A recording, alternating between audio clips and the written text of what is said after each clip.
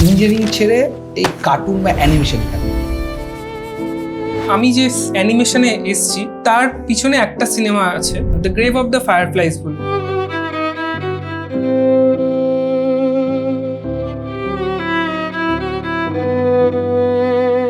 ওই যে সিনেমাটা, ওটা যে আমাকে এতটা ইম্প্যাক্ট ফেলে, আমার না পরের দিন থেকে আমার ওটা দেখার ইচ্ছা করে যে এর পিছনে কি করে কাজটা হচ্ছে। আমি এমন কোনো কার্টুন নেই যে দেখিনি। আমি ছোটবেলা থেকে, আমি স্কুল থেকে আসার পর থেকে 5:30 থেকে বসতাম, 7টা অব্দি, যতক্ষণ না মারতো যে যা এবার পড়তে বস, ততক্ষণ আমার কার্টুন চলতো। পোকেমন হোক, শর্টকাটস, সব কিক বাটুস্কি, আমি পেটানি খাচ্ছে ততক্ষণ আমার কার্টুন ওর জন্যই আমি কার্টুন চাই। ঠিক আছে, তুমি একদিকে কন্টেন্ট ক্রিয়েশন করছো, আর একদিকে তোমার পোর্টফোলিওতে কোনো না কোনো জায়গায় তুমি ফ্রিল্যান্সিং, তুমি করছোটা কি? আমি অ্যাকচুয়ালি কন্টেন্ট ক্রিয়েশন করছি। আমি বেসিক্যালি স্টোরি বলছি। অ্যানিমেশন হচ্ছে একটা তার মিডিয়াম। অ্যানিমেটার জিনিসটা খুব ডিফারেন্ট। তুমি যদি একটা জাপান ইন্ডাস্ট্রি বা মাঙ্গা ইন্ডাস্ট্রিতে দেখো, কিছুই না আমি তাদের কাছে, একদম মানে শূন্য। তো সেখান থেকে দাঁড়িয়ে আমি জাস্ট একটা গল্প বলার চেষ্টা করি। কে আছে এখানে? তুমি এসছো? যাতে আমার একটা অডিয়েন্স ক্রিয়েট হোক। আমি অ্যাকচুয়ালি বেসিক্যালি কন্টেন্ট ক্রিয়েট করছি, ব্যাস, দ্যাটস অল। এই যে গল্পগুলো বলো বা যে ক্যারেক্টারগুলো ডিসকাস করছি, এর অনুপ্রেরণা তোমার কোথা থেকে আসে? ধরো দুজন মানুষ রাস্তায় ঝগড়া করছে, আমি কিন্তু দাঁড়িয়ে দেখতে থাকবো, ঠিক আছে? এটা আমার কাছে একটা মানে আমি জানি না কেন ঝগড়া বা ট্রেনে যাতায়াত, একটা কনভারসেশন কিছু একটা চলছে যেটা ইন্টারেস্টিং। থার্ড পার্সন হিসেবে দুজনের কনভারসেশন শুনতে খুব ভালো লাগে, ওর জন্য আমার পডকাস্ট ভালো লাগে। পিএনপিসি করো না? আমার ভালো লাগে, সত্যি বলতে আমার ভালো লাগে করতে। আচ্ছা,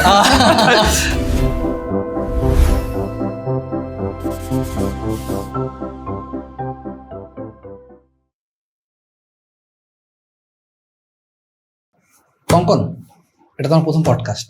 হ্যাঁ, এটা আমার প্রথম podcast। আমার মনে হয় বাংলার অ্যাজ এ অ্যানিমেটর হিসাবে প্রথম পডকাস্ট সেটাই হতে চলেছে।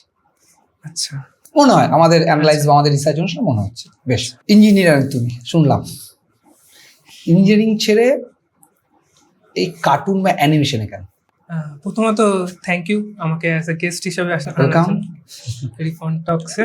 আর ইঞ্জিনিয়ারিং এটা না, মানে কার্টুনটা অ্যাকচুয়ালি ওটা পুরোপুরি ডিফারেন্ট, ঠিক আছে? তো মানে কার্টুনে এসছি কারণ এই ওটা লকডাউন ছিল, তো তখন সাধারণত সবাই যেরকম বাড়ির জীবনের চেঞ্জ হয়েছে অনেক কিছু, তার মধ্যে তোমারও একটা। তো যেরকম ওর ইঞ্জিনিয়ারিং এ 3rd ইয়ার অব্দি অফলাইন ক্লাস, তারপরে তো লকডাউনে বাড়িতে, তো ও তো অনলাইনের মতো ক্লাস হচ্ছিল। তো কিন্তু এর মধ্যে যে এই যে পিরিয়ডটা লকডাউন, ওর সময় অনেকটা সিনেমা দেখি আমি, অনেকগুলো সিনেমা, অ্যানিমে, অনেক কিছু দেখি। তো এর ফলে কি হয়, তো আমি আঁকা শিখি অনেক বছর ধরে। 3.5 বছর বয়সে মা আমাকে আঁকা শেখাতে নিয়ে যায় আর কি, একটা বড় ব্যাগ নিয়ে চললাম। তো এইবার এই ক্লাস 10-এ গিয়ে আবার সায়েন্স, তো আঁকাটা কোথাও গিয়ে হারিয়ে যায়। কিন্তু এই যে লকডাউন পিরিয়ডে আবার একটু আঁকা, আবার একটু মানে পুরোনো ফ্যাশনকে একটুখানি মানে আঁকার সাথে অনেকটা সম্পর্ক চলে গেছিল, অনেকটা দূরে। কিন্তু তারপরে আবার আঁকা, তারপর আস্তে আস্তে এই যে সিনেমাগুলো দেখা, তো এই থেকে আস্তে আস্তে হুট করে দেখলাম অ্যানিমেশন, গিবলি স্টুডিওজ এক্সপ্লোর করা, তারপর গিবলি স্টুডিওজের অ্যানিমেশন, তারপর ওর যে ভ্লগসগুলো হয় ওগুলো দেখা, একটা অ্যানিমেশনের পিছনে যে ব্যাকগ্রাউন্ড, ওগুলো আস্তে আস্তে শিখতে একাই শিখতে থাকো? একাই, পুরো ইউটিউব দেখে বা সোশ্যাল মিডিয়া দেখে, মানে সরি, মানে ইন্টারনেট ইউজ করে? Completely YouTube. ওয়াও, কমপ্লিটলি ইউটিউবে যতগুলো ব্যাকএন্ডের যা জাপানসের বলো বা যে মাঙ্গা কোম্পানিজ গুলো আছে তাদের ব্লগস দেখা, তো ওগুলো দেখে তো জিনিসগুলোকে অ্যানিমেশন। তো এবার অ্যানিমেশন জিনিসটা খুব ডিফিকাল্ট, মানে তুমি যদি ফার্স্টে স্টার্ট করো, মানে আমারও লেগে যে একটা ফ্রেম আঁকতে এতক্ষণ সময় লাগছে, তাহলে হাজার ফ্রেম আঁকতে তো অনেক টাইম লাগবে। তো সেই জিনিসটা তো প্রথমেই ভয় লাগে। বাট ইঞ্জিনিয়ারিং কিন্তু তখনও চলছে আমার, মানে পাশে ওটা ওর মতো চলছে লকডাউনে যেরকম। কিন্তু এদিকে আস্তে আস্তে জিনিসটা গ্রো করা শুরু করি আর কি, গল্প মজা লাগতে শুরু হয়। হ্যাঁ, জিনিসটা একটা অন্যরকম মজা লাগতে শুরু করে, তখন আস্তে আস্তে ইঞ্জিনিয়ারিং থেকে একটু ডিটাচ হওয়া শুরু করে। হ্যাঁ, এমনি আমার মানে ওই ইঞ্জিনিয়ারিং এ যাওয়ার পর থেকে আর কি একটু বাবা মা বলেছে তাই যেতে হবে, এরকম একটা ব্যাপার ছিল কি? বাবা মা বলেনি, মানে ওই আর কি একটা গতানুগতিক কেরিয়ার। মানে যদিও আমাদের এখানে ইঞ্জিনিয়ারিং বুড়ি বসে আছে, মানে আমাদের অফিসে। যাই হোক, বলো। হ্যাঁ, তো এই গতানুগতিক একটা কেরিয়ার, তাও আমার মানে এখনো মনে আছে। তো মানে আমি একটা কবিতা পড়েছিলাম, road not taken by Robert ফ্রস্টের, ঠিক আছে? তো ওই গল্পটা না মানে বলে যে সবসময় যে দুটো রাস্তা থাকে সবসময় তোমার কাছে, তো একটাতে অনেকজন ট্রাভেল করে আর একজন খুব একা কম ব্যক্তি বেশি। হ্যাঁ, তো এটা হয় রিক্স আছে যেটাতে কম জন আছে, তুমি জানো না তার আউটকাম কি আছে। তো ওটা ওই হিসেবেই আমি অ্যাজ এ কেমিক্যাল ইঞ্জিনিয়ারিং পড়া শুরু করি, ঠিক আছে? আমি খুব যে এক্সপ্লোর করতে পারবো কিনা জানি না, আমি জাস্ট ইচ্ছা হয়েছে আমি পড়া শুরু করে দিয়েছি। আমার কেমিস্ট্রি ভালো লাগতো। তো তারপরে কেমিক্যাল ইঞ্জিনিয়ারিং পড়তে পড়তে লকডাউন আসলো, তারপর ওখান থেকে একটু ডিটাচ হতে শুরু করলাম। কিন্তু এই অ্যানিমেশন জিনিসটা না মানে আমি রাতের পর রাত জেগে আঁকতে পারতাম, এটাই হচ্ছে মানে এটা আমার কাছে একটা বেশ খুব এক্সাইটিং জিনিস যে আমি গল্পগুলো, আমার গল্প বলার কোনো লিমিট থাকতো না, কারণ আমি যা কিছু ভাবতাম সেটাই আঁকতে পারবো, সেটা দিয়ে গল্প বলতে পারবো। তো সেটার জন্যই আর কি অ্যানিমেশনে আসা, আস্তে আস্তে জিনিসটাকে এক্সপ্লোর করা আরো করছি, আমি আরো করবো এক্সপ্লোর, সেটাই। বাবা রাস্তা দিয়ে বেরোচ্ছে, পাড়া প্রতিবেশী কেউ বা তুমি রাস্তায় বেরোচ্ছে, বন্ধু বান্ধব যে কেউ, যে ভাই ইঞ্জিনিয়ারিং করে কি করলি, মানে তারপর ধরো বন্ধু বান্ধব বলে তার টোনে কথা বলবে, আর যদি বাবা মা বেরোয় সেই ক্ষেত্রে পাড়ার লোকরা বলে আপনার ছেলেকে ইঞ্জিনিয়ারিং করছেটা কি। মানে বেসিক্যালি কি হয় যে আমাদের বাড়ির লোকজন থেকে চিন্তা বেশি থাকে পাড়া প্রতিবেশী বা বন্ধু বান্ধব, ভাই করছিসটা কি। মানে এটা একটা বড় লড়াই, কারণ বাবা মাকে বোঝানো যে আমি আমার প্রফেশনাল থেকে আমি আমার প্যাশনটাকে চুজ করছি, এটা আমার ভালো লাগে। তার একটা চাপ থাকে, বন্ধু বান্ধব চাপ থাকে, পাড়ার চাপ থাকে। এই লড়াইটা কতটা কঠিন ছিল, মানে বাবা মার ক্ষেত্রে বাবা মাকে বোঝানো, আর তোমার ক্ষেত্রে বাকিদের সাথে মানে পাড়া প্রতিবেশী বা সমাজের এই চ্যালেঞ্জটাকে নিয়ে এগোনোটা কতটা কঠিন ছিল? কঠিন বলতে এখনো চলছে কঠিন অ্যাকচুয়ালি, মানে এখনো কথা শুনতে হচ্ছে, এখনো কথা শুনতেই হয়, কথা সবসময় শুনতে হচ্ছে। তো তবে আমি একটা দিকে খুব লাকি বলবো নিজেকে, যে আমার বাবা মা যে একটা একটা টাইপ অফ চেষ্টা করে যে ওয়াল ক্রিয়েট করে রাখার, যে ঠিক আছে তুই তোর মতো হ্যাঁ তুই তোর মতো কাজ করছিস কর। আমার মাকে যদি কেউ জিজ্ঞেস করে, ধরো বাজারে কেউ জিজ্ঞেস করলো যে ছেলে কি করছে এখন, তো আমার মা ডাইরেক্ট বলে যে ওয়ার্ক ফ্রম হোম করছে, ঠিক আছে, যে ও ওয়ার্ক ফ্রম হোম করছে, ওর মতো কাজ করছে। এবার কি করছে না আর অত ডিটেলসে যায় না, এবার কি বলবে যে কার্টুন বানাচ্ছে ইঞ্জিনিয়ারিং পড়ে, তো সেটা বলার থেকে ওয়ার্ক ফ্রম হোম করছে। তোমার কথা শুনে আমার একটা বিষয় মনে পড়লো, মানে আমার বাড়িতে স্টিল টুডে যদি আজও আমার বাড়িতে কেউ জিজ্ঞাসা করে যে তোমার ছেলে কি করে, বলতেই পারে না, মানে জানেই না যে আমি কি করবো। আমার বাবা মা একটু এজ মানে প্রায় 50+ দুজনই। তো আমার মাকে যদি কেউ জিজ্ঞাসা, মা বলে ইন্টারনেটে কিছু একটা করে, কি করে জানে না ব্যাপারটা, আর কাউকে না সে বোঝাতেও পারে না যে আদৌ করেটা কি। তো তোমার ক্ষেত্রে খানিকটা এরকম যে কাউকে অত কিছু বলার থেকে ভাই বাড়িতে বসে কাজ করছে, ওর মতো করছে। বাও। বন্ধু বান্ধবের সাথে এই ব্যাপারটা নিয়ে সাপোর্টিং বন্ধু বান্ধব বা একটু লেগ পুল করা বন্ধু বান্ধব, এরকম সিচুয়েশন গুলো কিভাবে হ্যান্ডেল করেছো? হ্যাঁ, মানে দেখো বন্ধু বান্ধব না, মানে আমি না মানে আমার যে এই কাজের জায়গাটা, ধরো এটা তো আমার কাছে কাজ অ্যানিমেশনটা, আমি এটাকে না খুব মানে সেপারেট রাখি, মানে বন্ধু বান্ধবের থেকে অ্যাকচুয়ালি।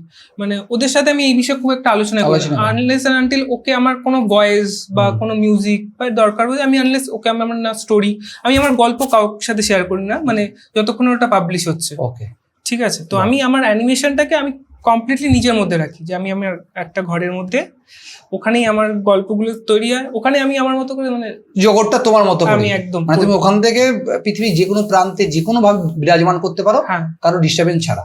না, আমার এই বন্ধু বান্ধব করার উদ্দেশ্য এটা না, আমার এটা বলার উদ্দেশ্য তোমাকে যারা শুনছে বা দেখছে, যে প্রফেশন থেকে বা ক্যারিয়ার থেকে যখন মানে নিজের শখটাকে বেছে নিতে হয়, তখন অনেক কিছু সমস্যা আসে, সেটা সামাজিকভাবে আসুক, মেন্টালি ভাবে আসুক, সেটাকে লড়াই করার জন্য নিজের মতো থাকা উচিত তোমার সাজেশন অনুসারে।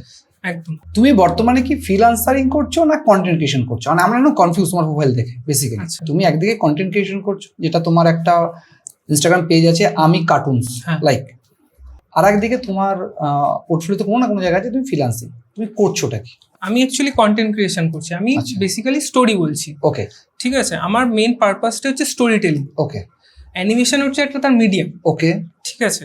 আমি নিজেকে আমি অ্যাজ এ অ্যানিমেটর হিসেবে পরিচয় পেতে চাই না, কারণ অ্যানিমেটর জিনিসটা খুব ডিফারেন্ট। তুমি যদি একটা জাপান ইন্ডাস্ট্রি বা মাঙ্গা ইন্ডাস্ট্রিতে দেখো, বা ওদের থেকে আমি মানে কিছুই না, আমি তাদের কাছে একদম মানে কি বলবো শূন্য।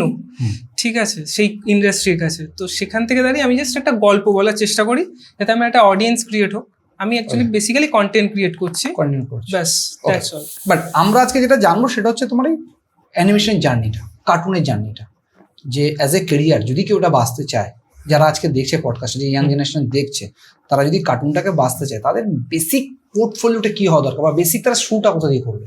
দেখো, এটা না একটা creative field, animation is completely a creative field. Sure sure. তো এর কর্পোরেশনস আছে, কর্পোরেট করা যায় জিনিসটাকে, বাট কর্পোরেট করলে না সেই অথেন্টিসিটিটা আমার আমার নিজ থেকে মনে হয় যে আমি যদি অথেন্টিসিটিটা বজায় রাখতে চাই, তাহলে আমি মনে হয় কর্পোরেট করলে জিনিসটাকে, যে এডিটিং দেখবে, লাইনিং দেখবে, তো এই জিনিসটা করলে আমার মনে হয় কোথাও গিয়ে সেই অথেন্টিসিটিটা কমে যেতে পারে, মানে একজনের ক্রিয়েটিভিটিটা কমে হ্যাঁ। যাবে। সেটা তুমি তাহলে তখন একটা মোনোটোনাস ওয়ার্ক চলে আসবে তার মধ্যে। বাট যদি কেউ বলে যে আমি অ্যানিমেশনে এরকম ক্রিয়েট করতে চাই, তো ফার্স্ট অফ অল তাকে স্টোরিজগুলো, মানে তার গল্প মেনটাই হচ্ছে স্ক্রিপ্ট। যখন কোনো কিছু যেটাই করবে, যে অ্যানিমেশনটাই করবে, তার যদি স্ক্রিপ্ট ঠিক থাকে, সেটা তবে লেয়ারগুলো সাজাতে পারবে, লেয়ারগুলো পরপর সাজানো যাবে।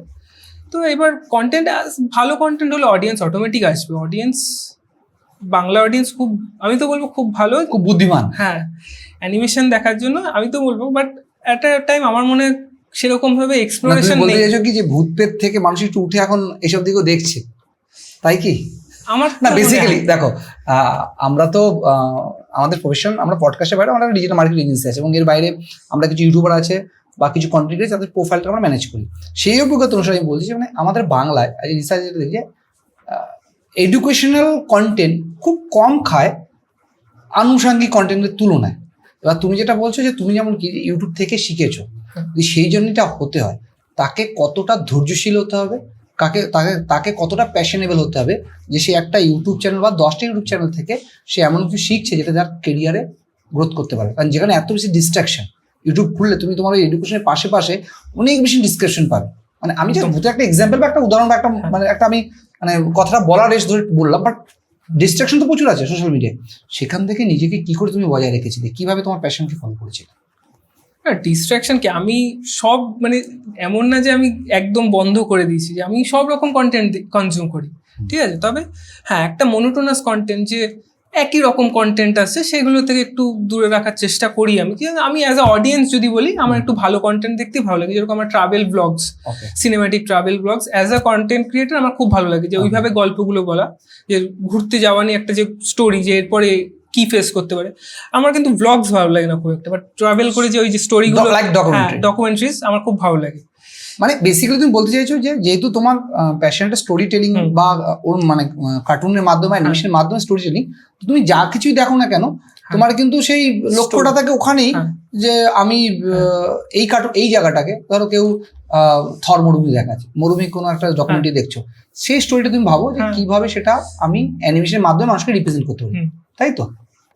ব্যাপারটা হচ্ছে, আমি আমার জন্য বলছি যে আমি না একটা টাইমে খুব রিজিওনাল কন্টেন্টস দেখি, মানে ধরো মালায়ালাম ইন্ডাস্ট্রি প্রচুর সিনেমা দেখি আমি, বুঝতে পারতে কথা আমি বোঝা না করে সাবটাইটেল, অনেক সিনেমা দেখেছি যেটা সাবটাইটেলও নেই, ঠিক আছে, ছিল তো। হ্যাঁ, আমি বানাই রিল, কিন্তু আমার কন্টেন্ট কনজিউমিংটা কিন্তু ওই 2 আওয়ার্স 3 আওয়ার্সের ওই সিনেমাই, ঠিক আছে। আমার সবসময় টার্গেটেই বড় ভিডিওস বানানো বা বড় কিছু করা। বাট এখন যেহেতু অডিয়েন্সেরও ওয়াচিং যে স্প্যানটা সেটা কমে গেছে, তো সেই হিসেবে রিলস করছি ওই। বাট ইচ্ছা তো সবসময় ওটাই আছে যে একটা বড় কিছু, বড় ভবিষ্যতে তোমার পোর্টফোলিও থেকে আমরা দেখতে পাবো যে কোনো বড় কিছু অ্যানিমেটেড মুভি বা স্টোরি বা। আমার মেইন পারপাস গল্প, ওটাই, ঠিক আছে। ওটা এবার অ্যানিমেশনে হোক, রিয়েল লাইফে হোক, আমার ইচ্ছা আমার গল্প বলা, দ্যাটস ইট। কেউ যদি অ্যানিমেশন শিখতে চায়, সেটা তো বেশ কস্টলি, হ্যাঁ, কিন্তু তুমি যেভাবে শিখেছো, সে যদি সেভাবে শিখতে চায়, তাকে কোন কোন বিষয়গুলোর উপর ধ্যান রাখতে হবে? ফার্স্ট থিং, তার ধৈর্য কতটা রাখা দরকার, সে কোন কোন চ্যানেলগুলোকে ফলো করতে পারে যার ফলে সে মানে শিখতে পারবে, তুমি সেই সাজেশন করো কিছু। আমি যদি বলি, আমি যে অ্যানিমেশনে এসছি, তার পিছনে একটা সিনেমা আছে যেটা খুব মেজরিটি প্লে করছে রোলটা তোমার ক্ষেত্রে। আমার ক্ষেত্রে সেটা হলো, একটা সিনেমা আছে the grave of the fireflies বলে, ঠিক আছে। সেই সিনেমাটা না, মানে তুমি যদি দেখো, তোমার অ্যাট আ টাইম তুমি যখন দেখবে, ওটা তোমার খুব কষ্ট হবে, কান্না পাবে, যে একটা গল্পের দ্বারা তুমি কি করে একটা মানে এতটা তোমাকে কি করে- কার্টুনিস্ট মুভি না? পুরো কার্টুন, ওকে ওকে, ঠিক আছে, পুরো কার্টুনে, বাট এতটা তোমাকে কি করে ইম্প্যাক্ট ফেলতে পারে একটা কার্টুনে, একটা কার্টুনের মুভি, তোমার কান্না আসবে, আমি লিখে দিতে পারি, এতটা ইমোশন, এতটা ইমোশনাল। তো ওই যে সিনেমাটা, ওটা যে আমাকে এতটা ইম্প্যাক্ট ফেলে, আমার না পরের দিন থেকে আমার ওটা দেখার ইচ্ছা করে যে এর পিছনে কি করে কাজটা হচ্ছে। আমি কিন্তু কার্টুন প্রচুর দেখেছি, আমি এমন কোনো কার্টুন নেই যে দেখিনি। আমি ছোটবেলা থেকে, আমি স্কুল থেকে আসার পর থেকে 5:30 থেকে বসতাম, 7টা অব্দি, যতক্ষণ না মারতো যে যা এবার পড়তে বস, ততক্ষণ আমার কার্টুন চলতো। পোকেমন হোক, শর্টকাটস, সব কিক বাটুস্কি, আমি যতক্ষণ পেটানি খাচ্ছে ততক্ষণ হ্যাঁ, চলছে। আমার কার্টুন ওর জন্যই আমি কার্টুন চাই, ঠিক আছে। ও হ্যাঁ, আমি কার্টুন আসবো না। আচ্ছা হ্যাঁ। তো ওইখান থেকে কিন্তু ওই যে ওই লকডাউনে ওই সিনেমাটা এতটা ইম্প্যাক্ট ফেলে যে আমি এবার মনে করি যে আমি এবার গল্পও বলবো, কিন্তু এরকম টাইপের যে ইম্প্যাক্টফুল গল্প হবে যেটা আমি অ্যানিমেশনের দ্বারা এতটা ইম্প্যাক্ট ফেলতে পারে, সেরকম একটা আমি সিনেমা দেখার পর আমি তো বলবো আমার অ্যানিমেশনের জার্নি শুরু হয় ওই গিবলি স্টুডিওজ এর ওই গ্রেভ অফ দ্য ফায়ারপ্লেস মুভিটা দেখে। আচ্ছা, তারপরে কোন কোন চ্যানেলগুলোকে ফলো করতে, যেখান থেকে তারপরে আমি ব্যাকএন্ডটা শিখতে পেরেছো? ওরকম চ্যানেল কাউকে ফলো করিনি আমি।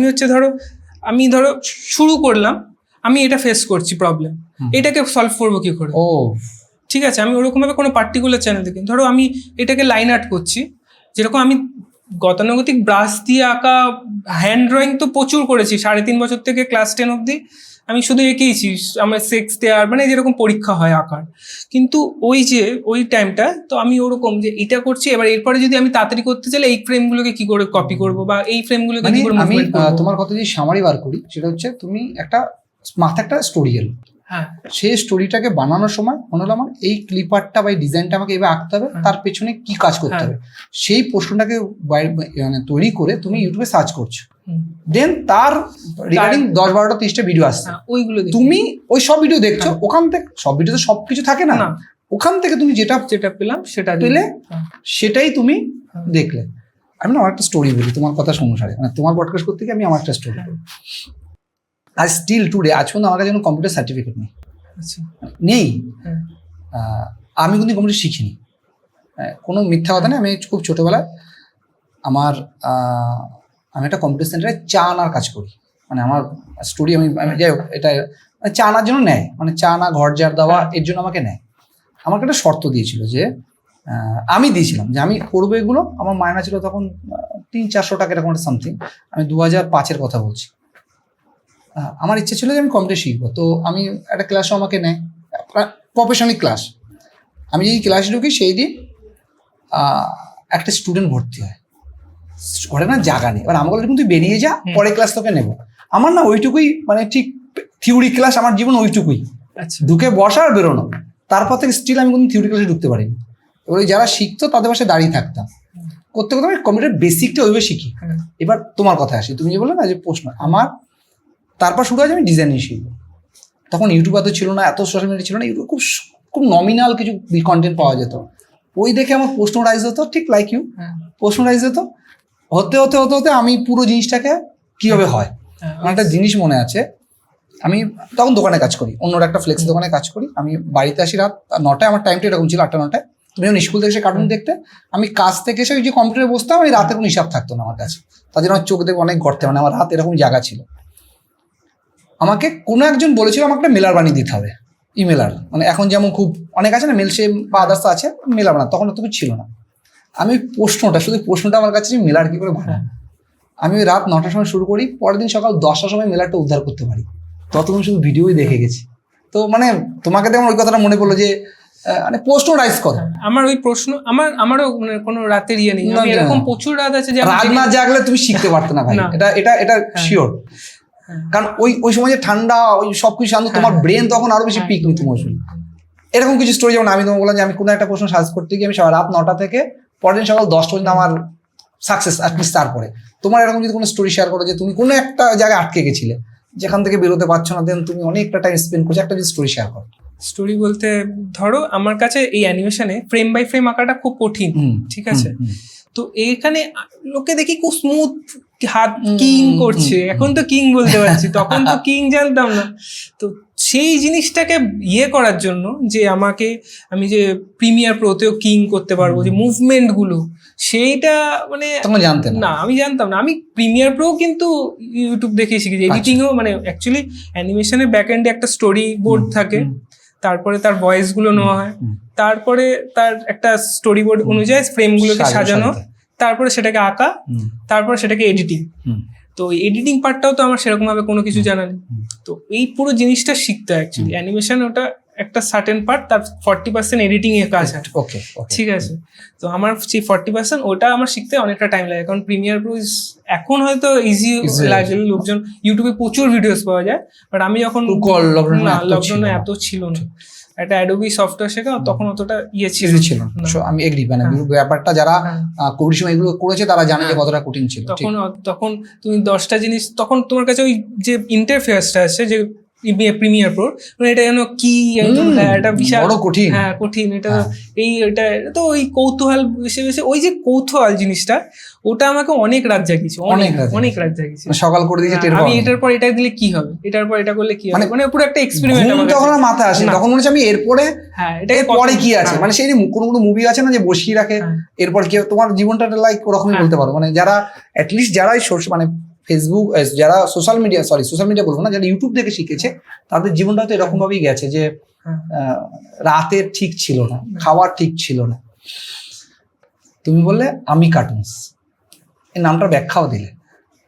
আমি কার্টুনস কেন মাথায় এলো যে তুমি আমি কার্টুনস নামে কিছু একটা করবো, বা এটাকে আমি বিল্ড করবো, আমি বড় একটা জায়গায় পৌঁছে নেবো, এইটা কখন মাথায় এলো? বড় কিছু তখনও ভাবিনি, আমি জাস্ট ভেবেছিলাম যে ঠিক আছে ইঞ্জিনিয়ারিং পড়ছি, তার সাথে সাথে এটা করছি, আপাতত অত সিরিয়াস কিছুই না এটা। আর তো এইবার আমি কার্টুনসে কি হয় যে আমি যেরকম কার্টুন দেখতে খুব ভালোবাসি একটা টাইমে, মানে আমি কিন্তু এর ব্যাক এন্ডে কি হচ্ছে এসব কোনো না, আমার যে ওই যে বলছে যে একটা স্টোরি আসছে, কার্টুন পরপর এপিসোড আসছে, তখন কিন্তু অ্যানিমে জিনিসটা আমার তখন অতটা, কারণ টিভিতে তখন অ্যানিমে খুব কম, নারুটো, ড্রাগন বল জি খুব কম এগুলো, তো ওগুলো দেখতাম। তো এবার আমার তখন বুঝতাম অত বুঝতাম না, বাট ওই যে দেখতাম, দেখতে দেখতে যে একটা কনজিউম করেছি এতটা বছর ধরে, তো ওটা না কোথাও গিয়ে রয়ে গেছে। তো এবার আমি কার্টুনস, মানে এবার আমি কার্টুন অ্যাকচুয়ালি এটাই মা বলতে যে এত কার্টুন দেখছিস, এবার তুই কার্টুনের মতো দেখতে হয়ে যাবে। আচ্ছা, তো সেখান থেকে নামটা হলো আমি কার্টুন। নিজের কোনো এমন কিছু মানে ব্যঙ্গচিত্র যেটা কার্টুনের ভাষায় বলে বানিয়েছো নিজের? আমি কোনোদিন নিজেকে বানাওনি, মানে নিজে কার্টুন বলছো, নিজেকে এখনো বানাওনি। আমাদের দাবি রইলো তোমার কাছে যে আফটার পডকাস্ট বাড়িতে গিয়ে যখনই ফ্রি টাইম পাবে নিজের কাজের বাইরে, আমি কার্টুনসের তোমার একটা আইডেন্টি বানিও, যেটা আমরা দেখার অপেক্ষায় থাকবো। যদি এখন তো শুট হচ্ছে আজকে, যদি এটা ধরো আমাদের এডিটিং মানে লাইভ হওয়ার আগে হয়, তো আমরা ডেফিনেটলি সেটা রিপ্রেজেন্ট করবো। আচ্ছা, ঠিক আছে। তো আমরা আশা রাখছি যে তুমি কার্টুনস, তোমার চিত্রটা যে তুমি আঁকো, তুমি কেমন আঁকবে। ঠিক আছে, ওকে। একটা কার্টুন আঁকতে তুমি যেটা বলে যে আমি যদি একটা স্টোরি লাইন ক্রিয়েট করি, তার পিছনে আমি যতটা না কার্টুন, তার 40% এডিটিং থাকে। তো আমি একটা স্টোরি লাইন ধরে চলছি, যে কোনো একটা স্টুডেন্ট, তোমার পছন্দ একটা স্টুডেন্ট শেয়ার করো, যে স্টোরি লাইনে তুমি স্টার্ট ক্লিপ থেকে শুরু করে, মানে স্টার্ট স্কেচ থেকে শুরু করে একদম রিপ্রেজেন্ট পর্যন্ত প্রসেসটা কি হয় পুরো? এটা একটা বিরাট লেন্দি প্রসেস। ওকে, যদি হুট করে কেউ যদি আজকে ঠিক করে যে আমি আজকে থেকে অ্যানিমেশন শুরু করবো, সে ভয় পেয়ে যাবে, কারণ তার সামনে একটা বিশাল বড় পাহাড় থাকবে। ঠিক আছে, তো এবার one thing at a time. তো এবার একটা একটা করে জিনিস ধরতে হবে। ঠিক আছে, প্রথমত গল্প ইজ সবার আগে, ওটাই দরকার একদমই। সবার আগে একটা রিল হোক বা একটা বড় গল্প একটা ওয়ান লাইনার দরকার, যে এই উপরে আমি গল্প ভাববো। ভূত হোক, থ্রিলার হোক, ড্রামা, যা কিছু, তো এমনকি হিউমার, বাট এই যে গল্পটা আগে ভাবতে হবে। এবার তোমাকে নিজেকে প্রশ্ন করতে হবে যে এই গল্পটা কি তুমি দেখবে? ঠিক আছে, এটা হচ্ছে আমার ফার্স্ট প্রশ্ন, যে এই গল্পটা কি আমি দেখতে চাইবো, যে এই গল্পটা আমি যে বানাবো এতটা টাইম দেবো, কারণ animation is a long process.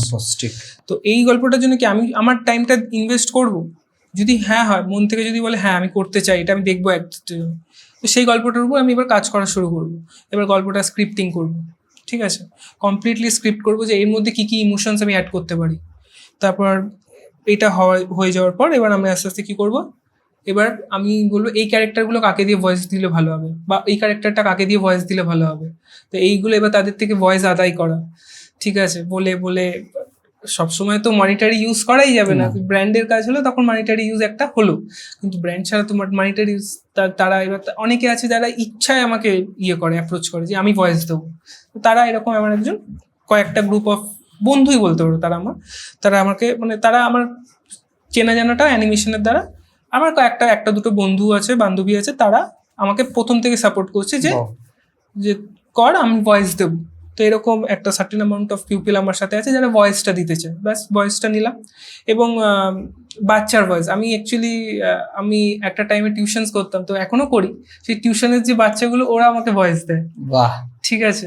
তারপর আমার নেফিউ সে আমাকে ভয়েস দেয়, তো এই বাচ্চাদের ভয়েসগুলো আমি এইভাবে গ্যাদার করি। তো এই যে ভয়েসের একটা বড় প্রসেস, এবার এটাকে এডিট করা, এবার ভয়েসটাকে এডিট করে একটা টাইম লাইন বানানো যে এই জিনিসটা হবে, এইবার এর উপর কেটে সিন ভাগ করে এরপর অ্যানিমেশনের প্রত্যেকটা ফ্রেম বাই ফ্রেম আঁকা, এবং অ্যানিমেশনের পিছনে আগে ব্যাকগ্রাউন্ড আঁকতে হবে, ভুলে গেলাম, ব্যাকগ্রাউন্ড আঁকতে হবে, ব্যাকগ্রাউন্ডের পর তারপরে ফ্রেম বাই ফ্রেম আঁকা, তার উপরে তার লিপসিং করা যদি লিপসিং থাকে, আর যদি অ্যাকশন থাকে তাহলে অ্যাকশন করা, তারপরে এবার আসে এই জিনিসগুলোকে ক্লিপগুলোকে মুভি হিসেবে নেওয়া আমার প্রসেসটায়, তারপরে এটাকে এবার প্রিমিয়ার প্রো বা কোনো দাভিঞ্চি যেটা সফটওয়্যার হোক সেই সফটওয়্যারে দিয়ে এই টাইম লাইনটার উপরে এবার এডিট করা, এবার কিংটা তুমি যদি পরে অ্যানিমেশন হবে, না হলে এমনি প্রিমিয়ার প্রোতে হবে, তারপরে এবার আউটপুট। তুমি অ্যানিমেশনের কোন সফটওয়্যার ইউজ করছো এখন? আমি অ্যাকচুয়ালি শুরু করেছিলাম ইউজ করা মোবাইলে ফ্লিপা কিপ বলে একটা, তো সেটা ইউজ করতে অনেকটা টাইম ধরে আমি ওটা ইউজ করি, বাট মোবাইলে কি হয় না মানে অনেকটা টাইমের পর ধৈর্য থাকে না। তারপর একটা ল্যাপটপ ছিল, সেই ল্যাপটপে করতাম, কিন্তু ল্যাপটপটা এতটা স্পেসিফিকেশন ছিল না যেটা একটা অ্যানিমেশন কাজ করতে সুবিধা করবে, কোনো সেরকম গ্রাফিক্স কার্ড বা কিছুই ছিল না। তো আস্তে আস্তে ওটাকে ডেভেলপ করা শুরু করে, তো আমার বাবা একটা মানে যাকে যে এতটা যখন এফোর্ট দিচ্ছি, তো বাবা ঠিক করে যে ঠিক আছে যখন তুই এফোর্ট দিচ্ছিস তাহলে তোর জন্য এবার একটা কম্পিউটার কিনে দেবো। তো আমার বাবা লকডাউনের পরে একটা কম্পিউটার কিনে দেয়, তো ওটা হচ্ছে আমার কাছে একটা দরজা, কম্পিউটারটা হচ্ছে আমার কাছে একটা দরজা, ওটা খুললো। তো এইবার আমার কাছে এডিটিং সফটওয়্যার আসলো যেটা প্রিমিয়ার প্রো, তারপর আসলো হচ্ছে ক্রিটা হচ্ছে অ্যাকচুয়াল ফ্রি সফটওয়্যার, ঠিক আছে, ওখান থেকে তারপর আসলো, তারপর ওটা ইউজ করতে করতে একটা টাইমের পর ক্লিপ স্টুডিও, ক্লিপ স্টুডিও এখন বেসিক্যালি ইউজ করে থাকি, ব্যাকগ্রাউন্ডটার জন্য ক্লিপ স্টুডিও বেশি ভালো, আর ক্রিটা তো আমি টুকটাক ইউজ করতে থাকি, আর প্রিমিয়ার প্রোতে এডিটিং। ওকে, আজকে দিনে দাঁড়িয়ে একটা মধ্যবিত্ত ফ্যামিলি যদি সে কার্টুন শিখতে চায়, অ্যানিমেশন শিখতে চায়, তারও কিন্তু একটা হিউজ অ্যামাউন্ট স্পেন্ড করতে হবে। হ্যাঁ, তুমি তাকে কি সাজেশন দেবে যে তুমি কিভাবে নিজের ধৈর্য, নিজের সেলফ লার্নিংকে কাজে লাগিয়ে একটা ভালো অ্যানিমেটর হওয়া যায়, তাকে কি সাজেশন দেবে তুমি? দেখো, একটা যদি বলি একটা মিডিল ক্লাস ফ্যামিলি, মধ্যবিত্ত ফ্যামিলি, তার কিন্তু মানে সাকসেস হওয়ার টাইমটাও কিন্তু তাড়াতাড়ি লেন্দি হলেও জিনিসটা সবাই এক্সপেক্ট করে তাড়াতাড়ি, ঠিক আছে, বাট অ্যানিমেশনে কিন্তু সেটা হবে না। অ্যানিমেশনে তোমাকে আউটকাম তুমি নাই পেতে পারো, আউটকাম খুবই কম আসতে পারে, এরকমও হতে পারে, কারণ আস্তে আস্তে জিনিসটা কি বলবো লেন্দি, এতটা মানে যেহেতু লেন্দি প্রসেস, ধৈর্য থাকাটা খুব মুশকিল।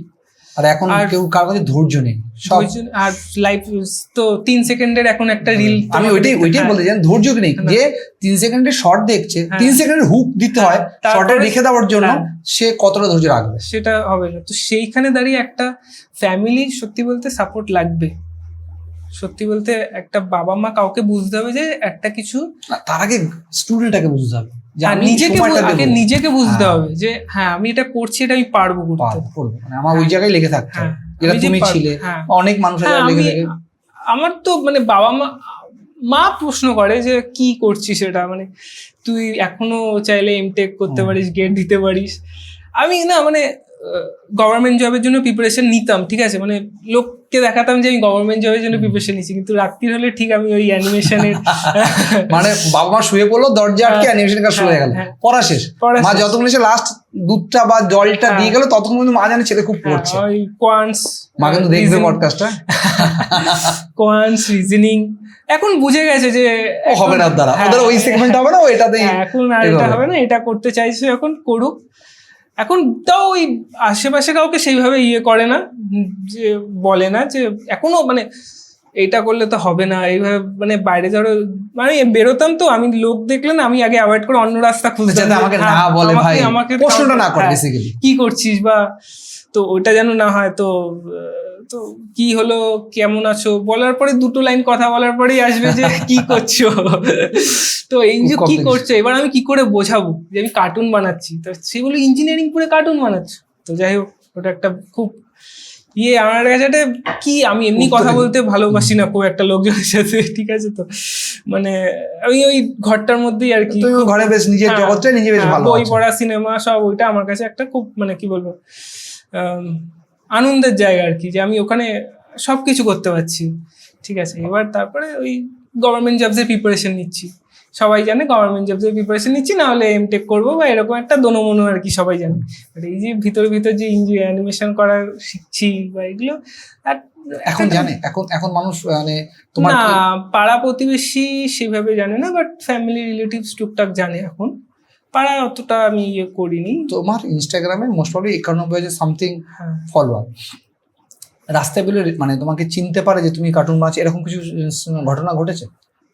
না, আমি এরকম ঘটনা দেখেছি যে আমি ধরো ট্রেনে যাচ্ছি, আমার পাশাপাশি আমার কন্টেন্ট দেখছে, এরকম গল্প আমি দেখেছি। বেশ হ্যাঁ, বেশ ভালো লাগা জিনিস। ওরকম আমি মানে বেসিক্যালি তোমাকে না চেনে কথা না, তোমাকে আমি ওই জন্যই বললাম যে তোমার একটা আমরা কার্টুন চাই আর কি, মানে তোমার একটা ফেস চাই, কারণ তোমাকে তো মানুষ দেখেনি, মানে এই চ্যানেলটার পেছনে কে আছে বা এটা কে বানায় সেটা দেখেনি, তোমার কন্টেন্ট দেখেছে, যেটা দেখে অ্যাপ্রিশিয়েট করেছে, ভালো লেগেছে, তাই তোমার একটা ফেস চাই যেখানে, এবং আমি চাইবো যে আমাদের লাইভ হওয়ার আগে আগে তুমি অবশ্যই সেটা তোমার একটা বানিয়ে সেটা চ্যানেলে ছাড়ো। আমার একটা ক্যারেক্টার আছে, যে ক্যারেক্টারটা দেখতে পারো, আমি যে চশমা পরে এরকম ক্যারেক্টার নেই অ্যাকচুয়ালি, এটা করো, মানে এটা আমি কার্টুন মানে আমি যে কঙ্কনই কার্টুন, তার একটা কার্টুন ভার্সন চাইছি আমরা। আশা করি যারা তোমার চ্যানেলকে দেখে বেশ ভালো লাগে তাদের সবাই দাবিটা থাকবে মেবি। বর্তমানে মিমের যুগ, মানে মানুষ মিম বেশ পছন্দ করে, সঙ্গে তোমার প্রফেশনটা হচ্ছে কার্টুনিজম, যেখানে তুমি স্টোরি বোর্ড করছো। 3 সেকেন্ডের গল্প তো আমাদের হলো, যে 3 সেকেন্ড মানুষকে হুক রাখতে হয়, আর মিমে মানে সেকেন্ডও লাগে না, এবার দেখবে ভালো লাগবে, সেটা শেয়ার করবে, ফলো হবে, ভাইরাল হবে, ঘটছে। বিষয়টা কতটা চ্যালেঞ্জিং সেই জায়গায় দাঁড়িয়ে? চ্যালেঞ্জিং বলতে আমি অ্যাজ আ যদি কনজিউমার বলে, আমি মিম কালচার খুব ফলো করি, ঠিক আছে, ট্রেন্ড সব দেখি, সব ভালো লাগে। কিন্তু তুমি যদি বলো আমাকে গল্প বলা বা অ্যানিমেশনের দিক দিয়ে, আমি একটা মানে ওই মিমের ওই জিনিসটাকে আমি একটাও আনার চেষ্টা করি না। আচ্ছা, কেন? কারণ ওটা আমি মনে করি যে ওইখান থেকে যে অডিয়েন্সটা আসবে মিম থেকে, সেটা অডিয়েন্স হবে না আমার, সে একটা ভিড় হবে, একটা গ্রুপ অফ পিপল হবে, তারা শুধু ওই মিমটা দেখতে এসছে, সে নেক্সট আমার ওই মিমটাই দেখতে চাইবে, সে কিন্তু আমার ওই স্টোরিগুলো দেখতে চাইবে না। তো আমি ওই জন্য মিম বা কোনো ট্রেন্ডিং সং আমি ওইভাবে কোনো কিছু করি না। আমি আমার মতো স্টোরি লাইন বেসিসে, যদি কোনো গল্পতে কোনো গান লাগবে সেই গানটা, বা স্টোরিতে যদি সেই স্টোরিটাতে, আমি কোনো মিম কালচার আমি অ্যানিমেশন আনি না, বাট আমি ফলো যদি বলো তাহলে সব কটাই করছি। ওকে, মানে তুমি তোমার জগৎটাকে স্টোরির মাধ্যমে মানুষকে রিপ্রেজেন্ট করতে চাইছো, যে এই জগৎটা কত সুন্দর, আমরা কতদূর পৌঁছাতে পারি, যেটা তুমি ডিসকাস করছিলে আমাদের ব্যাক স্টুডিও, যে আমি কার্টুনটা সীমাবদ্ধ রয়েছে, ছোট ছোট গল্প, ছোট, বাট কার্টুন মাধ্যমে যে আমি পৃথিবীর যে কোনো প্রান্তে যেভাবে বিরাজমান করতে চাইবো করতে পারি, এবং সেটাকে রিপ্রেজেন্ট করতে পারি, সেটা একমাত্র হয়তো কার্টুন দ্বারা বা ক্রিয়েটিভ কন্টেন্ট দ্বারাই হয়তো সম্ভব। সত্যি কথা বলতে, আমি প্রথমে যখন কলেজে থাকি, তো আমাদের একটা ছোট্ট ফিল্ম ফেস্টিভ্যাল মতো হয়, ঠিক আছে, তো হবে সবাই, তো এবার কয়েকটা গ্রুপ অফ বন্ধু মিলে আমরা ঠিক করি যে আমরা এবার একটা সিনেমা দেবো, 10 মিনিটসের একটা সিনেমা বানাবো। 10 সেকেন্ডে 10 মিনিট 10 মিনিটের একটা সিনেমা, তো ওর জন্য কিছু লাগবে। তো এবার শুট করা শুরু করি, আমি গল্প লিখি, তো এবার তার উপর স্ক্রিপ্ট করে এবার আমরা 80% শুট করি, তারপর লকডাউন হয়ে যায়, ঠিক আছে। তারপর কি করব, তো এবার ওর জন্য একটা চ্যানেল তৈরি করি। তো এইবার না সবসময় মাথা চলতে এটাকে শুট করবো কি করে, গল্প তো ভেবে নেবো, কিন্তু এটাকে শুট করবো কি, বেরোতে পারবো না, সেটা একটা হলো। কিন্তু এমন গল্প যেটা তুমি 0 বাজেট বা তুমি টাকা না থাকলে তুমি বানাতেই পারবে না। কিন্তু যখন আমি অ্যানিমেশন জিনিসটা আসলাম, এটা না একটা দরজা খুলে গেল, ঠিক আছে, যে আমি ভাবতে লিমিটলেস ভাবে, কোনো লিমিট নেই। আমি চাইলে আমার ক্যারেক্টারকে আজকে চাঁদেও পৌঁছাতে পারবো, আমি চাইলে আমি জলের নিচেও করতে পারবো, কোনো ইলিউশন যা কিছু, টাকাও লাগবে না, বেসিক্যালি ফান্ডিংও লাগবে না, আমি একটা অডিয়েন্সও পাবো, ঠিক আছে, আমি যেটা বলতে চাই সেটাও বলতে পারবো, কোনো আমাকে স্যাক্রিফাইস করতে হবে না। তো ওইখান থেকে অ্যানিমেশনে এই জিনিসটা যে তুমি যে কোশ্চেনটা করলে সেই হিসাবেই করা ভাবা যেতে পারে। ওকে, অ্যানিমেশনের তো একটা অডিয়েন্স রয়েছে, আর জেনজিরা বেশ অ্যানিমেশন বা অ্যানিমি পছন্দ করে, সেখান থেকে আমাদের কার্টুন সেগমেন্টটা একটু ডিফারেন্স, মানে অ্যানিমেশন পার্ট কার্টুন ইন্ডিয়ান কার্টুনসের দিকে জেনজিটা কি ঝুঁকছে নাকি অ্যানিমেশনের দিকে এগোচ্ছে, মানে অ্যানিমির দিকে এগোচ্ছে? না অ্যানিমের কালচার তো ইটস খুব ডিফারেন্ট, খুব ঠিক আছে। হ্যাঁ definitely। অ্যানিমে কালচার, আমি নিজেও খুব অ্যানিমে ভালো লাগে আমার দেখতে। হুম। তো যদি বলো কার্টুন, আমি যদি বলি আমি যে কার্টুনসগুলো তৈরি করি সেগুলো কিন্তু আমি মানে জেনজিদের মাথায় রেখে বা মিলেনিয়ালস বা এরকম ভাবে বানাই না। আচ্ছা। ঠিক আছে, আমি বানাই যে যে এই যে কার্টুনটা আমি বানাচ্ছি এটা কারো আমার কি রিলেটেবল লাগছে, স্টোরি বোর্ডটা আমার ভালো লাগে। হ্যাঁ আমার কি ভালো লাগছে, আমি তো অডিয়েন্স কোনোদিন বুঝতে পারবো না কোন অডিয়েন্স কার কিরকম লাগবে, আমি তো কোনোদিন জানবোই না। তো অডিয়েন্সকে আমি বোঝার চেষ্টাই করি না, আমার ভালো লাগছে তাহলে আমি ছাড়বো। এবার সেটা নেগেটিভ কমেন্ট আসবে আমি ইগনোর করবো বা নিজের স্যাটিসফ্যাকশনটা হ্যাঁ। বড় কথা। যদি একটা ভিউ হয় হ্যাঁ দ্যাটস ওকে, যদি 10 লাখ ভিউ হয় তাও দ্যাটস ওকে, বাট আমার স্যাটিসফ্যাকশন যে ভাই আমি এটা আমি বানিয়েছি। একটা গল্প বানাবো। এমন কোন গল্প বানিয়েছো যেটা বানানোর পর মনে হলো না এটা না বানালেও হতো, এরকম কিছু গল্প বানিয়েছো? আবার এমন কোনো গল্প আছে যেটা তুমি বানিয়েছো খুব হিট হয়েছে, হওয়ার পর মনে হলো যে এক্সপেক্ট করোনি যে এটা হয়তো মানুষ বেশি পছন্দ করে, এমন দুটো যদি গল্প শেয়ার করো। হ্যাঁ, আমি রিসেন্টলি একটা গল্প বানিয়েছিলাম মায়া বলে, ঠিক আছে। মায়া। হ্যাঁ, আমি এমনি অ্যাক্সিডেন্টলি একটা গল্প এমনি বানিয়ে দিয়েছি, একটা ইলিউশন নিয়ে একটা গল্প বানিয়ে কত সেকেন্ডের? ওটা সেকেন্ড, ওটা 1 মিনিটের, এক 1 মিনিট, মিনিটের মধ্যে, okay। ঠিক আছে, 1 মিনিটের গল্প। আমি ভাবছি, কি হবে, লোকজন এমনি দেখে না, মানে এরকম গল্প কে দেখবে মায়া বলে। আমি দেখি কি মানে জিনিসটা না, হুট করে দেখলাম যে পরের দিন বা 2 দিন পর ওটা 8 মিলিয়ন ভিউজ হয়ে গেল। তো এবার 8 মিলিয়ন ভিউজ, এবার যে গানটা আমি ইউজ করেছি ওটা সাপোজ যদি 100K ভিউজ থাকে, ওটা 3 মিলিয়ন চলে গেছে গানটার ভিউজ, ঠিক আছে। তো এরকম গানগুলোর ভিউজ বাড়ছে, আমি তো মানে জিনিসটা বুঝতে পারছি না যে কি হলো। তখন বুঝলাম না যে অডিয়েন্সকে আমি যে এক্সপেক্ট করে, আমি এটা কোনো এক্সপেক্ট করেই দিইনি, ঠিক আছে, আমি কোনো এক্সপেক্ট করেই দিইনি। তো একটা ফ্লোতে ঠিক আছে চলো ফ্লোতে, হ্যাঁ। করে ফেলি। তো তারপর তার বেসিসে দেখলাম প্রচুর অডিয়েন্স আসলো আমার, মানে আমার ওটা ওই অডিয়েন্সে আমার ধরো আজকে যদি 25,000 ফলোয়ার্স ছিল, ওটার পর দিন গিয়ে দেখলাম 80,000 ফলোয়ার হয়ে গেছে। ওয়াও, মানে বেস্ট বল। একটা সোশ্যাল মিডিয়া এটাই একটা মজার গল্প, মানে সোশ্যাল মিডিয়া ধৈর্য দরকার। হ্যাঁ যেটা সেই আমাদের একটা পডকাস্ট ছিল রায় কিশোরী, হ্যাঁ রায় কিশোরী অ্যাজ এ ট্রাভেল ব্লগার, হুম, দিদির একটা কথা ছিল যে যারা যারা দেখেনি পডকাস্টটা দেখতে পারেন, খুব একটা ভালো পডকাস্ট রায় কিশোরীর সাথে। রায় কিশোরীর একটা কথা ছিল যে আমি 999টা ভিডিও বানাবো, একটাও নাও চলতে পারে, কিন্তু আমার 1000 নাম্বার ভিডিওটা বানা হয়তো খুব ভালো চলবে, মানুষ বেশ পছন্দ করবে, আমার একটা ভালো হুম, জায়গায় পৌঁছাবো, কিন্তু তার জন্য কিন্তু আমাকে 999টা ভিডিও আমাকে দিতে হবে। মানে এই যে ধৈর্যটা তুমি যেটা বললে যে মায়া, আমি এর আগে হয়তো 50টা ভিডিও ছেড়েছি, সেখানে মাত্র 25,000 সাবস্ক্রাইবার বা ফলোয়ার বা তোমার লাইক করেছে, কিন্তু ওই মায়া ভিডিওটা তোমাকে 25 থেকে ডাইরেক্ট 80তে নিয়ে গেছে। হ্যাঁ। তো এই যে ধৈর্যটা, এটা কিন্তু একটা বড় মানে সোশ্যাল মিডিয়া থাকা মানে ধৈর্য একটা। না আমি যদি বলো আমি 6 বছর ধরে কন্টেন্ট করছি হিসেব মতো, একদিনে হয়নি, তো 6 আমি ওইটাই বললাম যে হ্যাঁ, ধৈর্যটা, মানে তুমি মায়াটা বানিয়েছো অ্যাটলিস্ট তার আগে 5টা বছর 5.5টা বছর 5টা বছর আমার ফলোয়ার ছিল 900টা, ঠিক আছে। এই লাস্ট 1 বছর ধরে আমি সিরিয়াসলি রিল বানানো শুরু করি, গল্প থেকে একটু সরে এসে, তখন কি আমার একটা তুমি অডিয়েন্স। ওই এফোর্টটা নিতে দিতে আজকে কিন্তু ওই মায়াটা আসতো না, না। আর মায়া নাহলে তুমি আজকে এই জায়গায় পৌঁছাতে পারতে না। তো যারা সোশ্যাল মিডিয়ায় আছো, যারা সোশ্যাল মিডিয়া কেরিয়ার করতে চাও, সবার জন্য একটা কথা যে ধৈর্যটা বড় ইম্পর্টেন্ট, ঠিক? মানে আশা করি তুমি এগ্রি হও আমার সাথে। মানে যদি ধৈর্য না থাকে, যে অনেকে ভাবছে কি, মানে অনেকে এখন তো সোশ্যাল মিডিয়া খুললেই এই 10টা ভিডিওতে মানে তোমার ইউটিউবের ক্যাটাগরি মানে মনিটাইজেশন অন হয়ে যাবে, বা এই জায়গায় পৌঁছে, হয় না, সম্ভব না। একদম দুজনের আলাদা কথা, বাট যদি প্রফেশনালি নেওয়া যায় লাইক ইউ, তো সেই ক্ষেত্রে কিন্তু ধৈর্যটা মাস্ট সবার ক্ষেত্রে, একই আর কি বিষয়। তোমার এই জার্নিটার মধ্যে আমরা শুনলাম যে একটা মায়া ফ্লো বাই করেছে, কিন্তু এমন হচ্ছে যেটা তুমি বেশ এফোর্ট দিয়েছো, বেশ তোমার ভালো গল্প, কিন্তু গল্পটা হয়তো 200 বা 300 ভিউর বেশি হয়নি, এইরকম কোন একটা গল্প? আমি একটা গল্প আছে আমার, একটা ব্লাডি উড বলে, আমি ঠিক আছে, ব্লাডি উড, ব্লাডি উড, ওকে ওটা একটা জম্বি গল্প, ওকে ঠিক আছে। আমি ভেবেছিলাম যে একটা জম্বি গল্প বানাবো 9 মিনিট ধরে, মানে আমি ওটার পিছনে খেটেছি 4 মাস। 4 মাস টানা? হ্যাঁ 4 মাস উইদাউট এনি এক্সপেকটেশন আমি খেটে গেছি ওটা তো, কিন্তু ওটাতে ভিউজ এসেছিল মাত্র 600টা, একটা জম্বির উপর ভিডিও ছিল, ঠিক আছে। হয়তো আমি এখন দেখলে বলবো হ্যাঁ এর মধ্যে অনেক ভুল আছে, এখন যদি আমি অ্যানিমেশনটা দেখি, বাট ওই 4 মাসটার জন্য আমার খুব মানে তখন খারাপ লেগেছিল। বাট এখন কেমন হয় যে আমি ওই 4 মাসে যে জিনিসটা শিখেছি আমি ওইটা বানাতে গিয়ে, ওই 9 মিনিটের ভিডিওটা, ওটা হয়তো আমি মানে এই রিলস বানিয়ে হয়তো আমি ডিমোটিভেট হয়েছিল? হ্যাঁ হয়েছি। কি করে ম্যানেজ করে সেই সময়? হ্যাঁ ডিমোটিভেট হয়েছি, বাট আমার না মানে ডিমোটিভেশনটা ঠিক আছে একটা সার্টেন টাইম ঠিক আছে, বাট আমার কাছে এই যে প্রসেসটা, এই যে এত লম্বা প্রসেসটা, এই প্রসেসটা আমার খুব ভালো লাগে, এই যে গল্প ভাবা যে প্রসেসটা, এটা আমার খুব ভালো লাগে। তো ওই ডিমোটিভেট হলাম, ওটাকে একটা Certain time. হ্যাঁ, তারপর আবার গল্প পেছনে লেগে বললাম যে একটা গল্প, আরেকটা কিছু একটা বানাতে হবে। আমি তোমার এই কথাটা আমার খুব ভালো লাগলো যে আমি যে 4 মাস ধরে খেটেছি, আমার তখন মনে হচ্ছে আমি বেস্টটা দিয়েছি, হ্যাঁ কিন্তু তুমি আজকে দেখে মনে হচ্ছে যে অনেক ভুল ছিল। কেন? কারণ তুমি ওই 4 মাসের পরও আরো প্রায় 2 বছর কাটিয়েছো, হ্যাঁ, কাটানোর পর যে জিনিস শিখেছো সেটার পর মনে হচ্ছে যে তুমি ওখানে অনেক ভুল ছিল। অনেক ভুল। যারা নিউ লার্নার হয়, যারা সেলফ লার্নার হয়, বা যারা নতুন শিখছে, কোনো কোর্স করছে, কোনো জায়গায় শিখছে, তারা অনেকে ভাবে 6 মাস 9 মাস করার পর, আমার এখানেও কিছু ছেলে মেয়ে শেখে মানে ইন্টার্নস বলতে পারবো, মানে লার্নিং ইন্টার্নস বলতে পারবো, তো তারা 6 মাস 7 মাস পর আমি শিখে গেছি, আমি যেটা করছি সেটাই বেস্ট, এরকম মানুষের আমি অনেকের দেখেছি হয়েছে।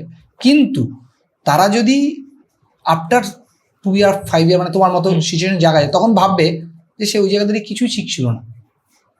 তখন ধরো সেই সবকে যদি আমি কাউকে বকি বা কাউকে বলি না এটা হয়নি, আমাকে পর্যন্ত ক্রস করে। আমি দেখেছি, শুধু এটা বলে না, আমি যখন কম্পিউটার শেখাতাম তখনও বলছি, ইভেন তুমি তো শেখাচ্ছ, তুমি তো স্টুডেন্ট, তুমি তোমার স্টুডেন্ট ভাবো না, অনেক সময় স্টুডেন্ট ভাবে তুমি পড়া বা কম্পিউটারে যাই করো, স্যার আমি যেটা করি পারফেক্ট, কিন্তু সে হয়তো তোমার ক্রস করে, বকে, বা তোমার সাথে একটু মনোমালিন্য হয়। কিন্তু তারা যখন ঠিক আজকে দিনটা পেরিয়ে আগামী 4 বছর পর যাবে, তখন ভাববে যে না, আমি স্যার যেটা বলেছিল বা আমি যেখানে শিখছিলাম সেখানে যেটা বলছিল ঠিকই বলছিল, আমার অনেক বাকি আছে। এই যে তোমার মধ্যে সেলফ বিষয়টা, এটা হয়তো তোমাকে জীবনে আরো অনেকটা দূর নিয়ে যাবে, যেখানে দাঁড়িয়ে আমি cartoons million to million follower gain করতে সাহায্য করবে। এই জায়গাটা ধরে রেখো। মানে আমি বই পড়ি না, তুমি আমার তাকে দেখছি অনেক বই, আমি ওই যত বই সব শুনি। এটা দেখে না একটা জিনিস শিখেছি, বই পড়াশোনা যাই বলো, যে যেদিন জানবো আমি শিখে গেছি সেদিন আমার পতন শুরু। মানে তুমি যেদিন জানবে যে আমি কার্টুন শিখেছি, আমি সেদিন তুমি আর কিছু পারলে না, তোমার জীবন শেষ। আমি একটা এক্সাম্পল দিচ্ছি, এই আইনস্টাইন সম্ভবত, তুমি জানো গল্পটা, যে তুমি বলো গল্পটা বেশ ভালো লাগবে, যে আমি স্টুডেন্ট, আমি কোনটা কথা বলছি বুঝতে পারছো, যে ও একটা মানে স্টুডেন্টের একটা কোনো একটা ইভেন্টে গেছে, আচ্ছা, গিয়ে কোনো একটা স্টুডেন্ট ওকে বলছে তুমি কে, চেনে না, আইনস্টাইনকে তখন চেনে না। এই গল্পটা অনেক জায়গায় আছে আর সত্যি ঘটনা আছে। তো আইনস্টাইন বলে আমি একজন স্টুডেন্ট, সায়েন্সের স্টুডেন্ট, শুনেছো আশা করি, আমি একজন সায়েন্স স্টুডেন্ট। তারপরে যখন ওনার পরিচয় জানে, তখন তো স্টুডেন্ট অবাক হয়ে যায় যে আমি কার সাথে কথা বলেছি। বেসিক্যালি আমাদের বক্তব্য আমরা গল্পটা থেকে শিখতে পারি যে আইনস্টাইন তখনই আইনস্টাইন হতে পেরেছে যখন উনি সারা জীবন স্টুডেন্ট ছিল। যেদিন টিচার হয়ে যাবে সেদিন তার কিছু থাকবে না। তাই আমি চাইবো তোমার মধ্যে গুণটা মানে বিরাজমান হোক সবসময়ের জন্য। আমি সবসময় মনে করি যে পারফেক্ট, এটা জীবনে পারফেক্ট বলে কিছু হয় না, পারফেকশন ইজ আ মিথ, একদম পারফেক্ট, ঠিক একদম। মানে আমি খুব তোমাকে আমিও মোটিভেট হচ্ছি যে সত্যি পারফেকশন আমি কোনোদিন ওটা অ্যাচিভ করাটা ভাবেই না যে অ্যাচিভ করতে হবে, পারফেকশন অ্যাচিভ করতে হবে, কারণ আমি করতে পারবো না। আমি একা হাতে একাই ভালোর যেমন শেষ হয় না, তেমনি পারফেকশন বলে কোনো কথা হয় না। ওর জন্য আমি না মানে কি করি, আমি ধরো একটা গল্প ভাবলাম, আমি কিন্তু ভাবি না এই গল্পটাকে রেখে দিই, পরে বলবো, যখন ভালো লাগবে আরো একটু অডিয়েন্স হবে তখন। আমার এসছে যখন গল্পটা মাথায়, আমি ওটা তখনই বানাবো। আচ্ছা, ঠিক আছে, ওটার পর আমি যদি ওই গল্পটা বানাতে পারি, ওর পরে ভালো গল্প হলেও আমি বানাতে পারবো। ভালোটা তখন বানাতে পারবে না যখন ওটা শিখবে। তুমি যখন 4 মাস এফোর্ট দিয়েছো, এখন তুমি মায়া বানিয়ে ফেলেছো হয়তো 2 দিনে বা 2 মাসে, মেবি বা 2 সপ্তাহে, এক সপ্তাহে, কিন্তু তুমি 4 মাস একটা মানে নমিনেটিভ ভিডিও বানাতে দিয়েছো, ওখান থেকে যেটা শিখেছো বাস, ওটা তার জন্য কিন্তু মায়া বেরিয়েছে, নাহলে মায়া বেরোতো না।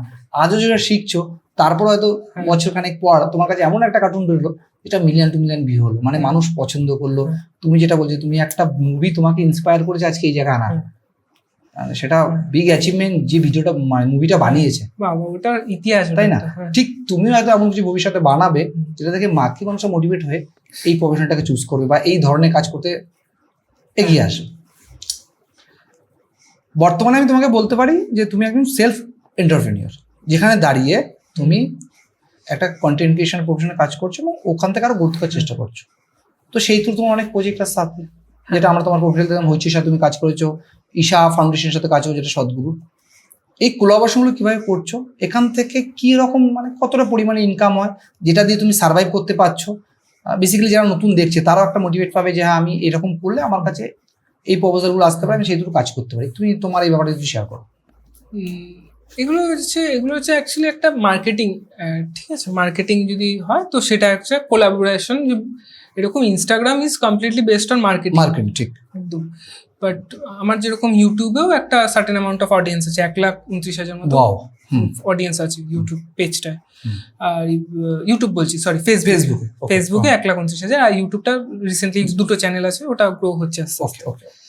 তো আমি এটা হচ্ছে একটা সার্টেন অ্যামাউন্ট অফ যে কোল্যাব করা অডিয়েন্স, এটা একটা আলাদা পার্ট, এটা একটা মানিটারি হেল্প হবে। বাট যদি বলো যে লং টার্ম বেসিসে, তাহলে আমি বলবো যে একটা long format content is much more profitable than short form content. মানে আমার মনে হয় অডিয়েন্সকে যতক্ষণ তুমি হোল্ড করে রাখতে পারবে, সেটা তোমার কাছে বেশি ভালো বেশি সব দিক দিয়ে। সব দিক দিয়ে। এই যে কোলাবোরেশন রয়েছে, পেইড কোলাবোরেশন, যেটা হইচই করেছো এশিয়া ফাউন্ডেশন বা আদার্স ব্র্যান্ডগুলোর সাথে করেছো, এই প্রসেসটা কিভাবে তুমি কিভাবে অ্যাপ্রোচ করো বা তারা কিভাবে অ্যাপ্রোচ করে, দেন কিভাবে কি এটাই বল? দেখো, আপাতত যেগুলো হয়েছে সেগুলোতে তারাও অ্যাপ্রোচ করেছে বেশিরভাগ, বাট এমন না যে আমি অ্যাপ্রোচ করিনি, আমিও প্রচুর অ্যাপ্রোচ কোলমেলগুলো তুমি করো। হ্যাঁ, আমি না মানে একটা কথা বেসিক্যালি বিশ্বাস করি যে কি হবে, নাই তো বলবে, একদম কি হবে, নাই তো না শুনবে, নাই বলবে, তো বলবে। হুম। একবার অ্যাপ্রোচ করে দেখি, তো আমি এরকম অ্যাপ্রোচ প্রচুর ব্র্যান্ডকে করেছি, তো তারা রিপ্লাই দিয়েছে। এমনকি এমন ব্র্যান্ডকে করেছি যে মানে হয়তো আমাদের অকাতের বাইরে, একদমই অকাতের বাইরে, ঠিক আছে, কিন্তু তারা রিপ্লাই দিচ্ছে যে এখন এই মুহূর্তে হচ্ছে না, বাট যখন হবে আমি অবশ্যই জানাবো। তোমার কাছে এই রিপ্লাইটা কিন্তু মোটিভেট করে হ্যাঁ, আরো কিছু ভালো করার জন্য। আমি কিন্তু এরকম ধরে রিপ্লাই মানে কম পাঠিয়ে দিতাম, যে মেসেজ করে লিখতাম, লিখে পাঠিয়ে দিতাম যে আমি এরকম কন্টেন্ট বানাচ্ছি, আমার এত এত অডিয়েন্স আছে, আপনার কি কোল্যাব করার জন্য ইচ্ছা আছে, বা এরকম ভাবে আমি কমপ্লিট একটা ইংলিশে লিখে পাঠিয়ে দিতাম, ঠিক আছে। এবার তারা, আমি জানি সিনও করবে না হয়তো, বাট এমন ব্র্যান্ড যে সিন করেছে যে আমি মানে বলে নিজেরই ভালো লেগেছে। মানে আমি না, আমার একটা কথা বলি, আমরা যখন প্রথম পডকাস্ট শুরু করি, তোমাকে যেটা বলছেন যে আমাদের পডকাস্টের অডিয়েন্সটা একটু আলাদা, মানে অডিয়েন্স মিনস আমাদের গেস্টটা একটু আলাদা, মানে সেই গতানুগতিক গেস্ট নয়। তো আমি একটা ভারতীয় ক্রিকেটার বাঙালি, তাকে অ্যাপ্রোচ করেছিলাম, সৌরভ গাঙ্গুলি না, আগেই বলে দিই, মানে আমার ব্যক্তিগত ওনার খেলা খুব ভালো লাগতো, নাম বলছি না। ওটা আমি নিজেই আমার ইচ্ছের জন্য আমি ওনাকে অ্যাপ্রোচ করেছিলাম, এক্সপেক্ট করেছি তো রিজনেবল কিছু আসবে না, তো বড় মানুষ আসবে না।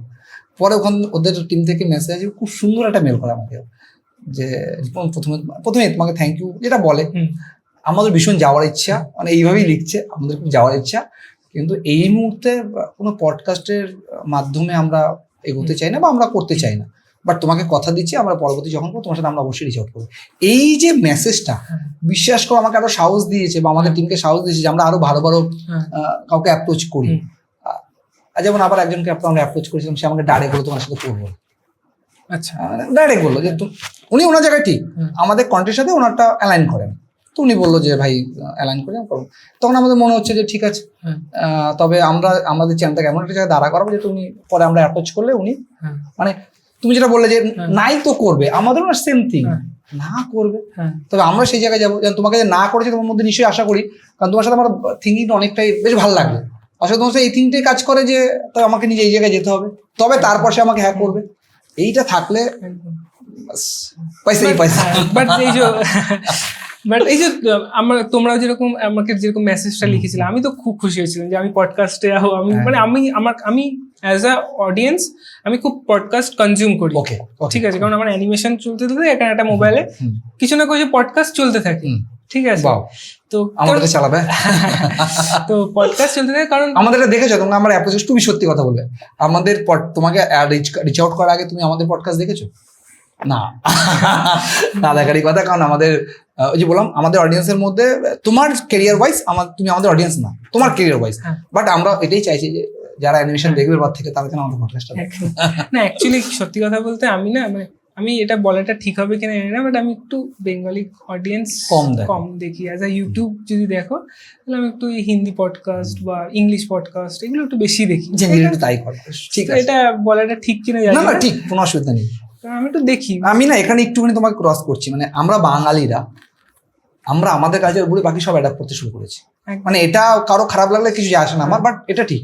তুমি ভাবো যে আমাদের বাঙালিদের কালচার কি, আমরা কিভাবে শিখে এসেছি, আমাদের কালচার কি ছিল, আমরা কিন্তু এখন আমাদের বাইরে বাকি সব দেশের কালচার, তুমি ভাবো আজকে বিদেশিরা আমাদের শাড়ি পরছে, আমরা কি করছি, আমরা শাড়ি সেরে ওয়েস্টার্ন ধরেছি, তার মানে আমরা আমাদের কালচার থেকে সরে যাচ্ছি। জ্ঞান দেওয়ার সময় কেউ কম যায় না, মানে কেউ কম যায় না। আমি কিন্তু তোমাকে আমার কথাটা বলার উদ্দেশ্য যে আমরা বাঙালিয়ানটাকে ছেড়ে দিয়েছি, মানে যদি বলে এখানে অনেক কমেন্ট করতে বাঙালি মানে কি, আপনার মতে কি, আমি কোনো তর্কে যাচ্ছি না, কিন্তু যদি একটু সমাজটাকে দেখা যায় যে আমরা আমাদের কালচার থেকে সরে যাচ্ছি, গিয়ে আমরা আমাদের বাকি যে কালচারগুলো অ্যাডাপ্ট করা, যেগুলো আমাদের সাথে রিচ আউট করে না সেগুলো করছি। কিন্তু তুমি যদি দক্ষিণ ভারতে যাও, হ্যাঁ ওরা কিন্তু ওদের কালচারের বাইরে কিছু করে না। তুমি দক্ষিণ ভারতে যাও, দেখো দক্ষিণ ভারতে তুমি ওখানে ইংরেজি কথা বলতে পারবে না, তুমি বাংলা কথা বলতে পারবে না, তুমি অন্য ল্যাঙ্গুয়েজ, ওরা ওদের কথাই বলবে। তা বলে কি ওরা সেই ওদের ওরা ওরা ওদের জায়গায় ঠিক, ওরা ওদের কালচারটাকে ধরে গেছে।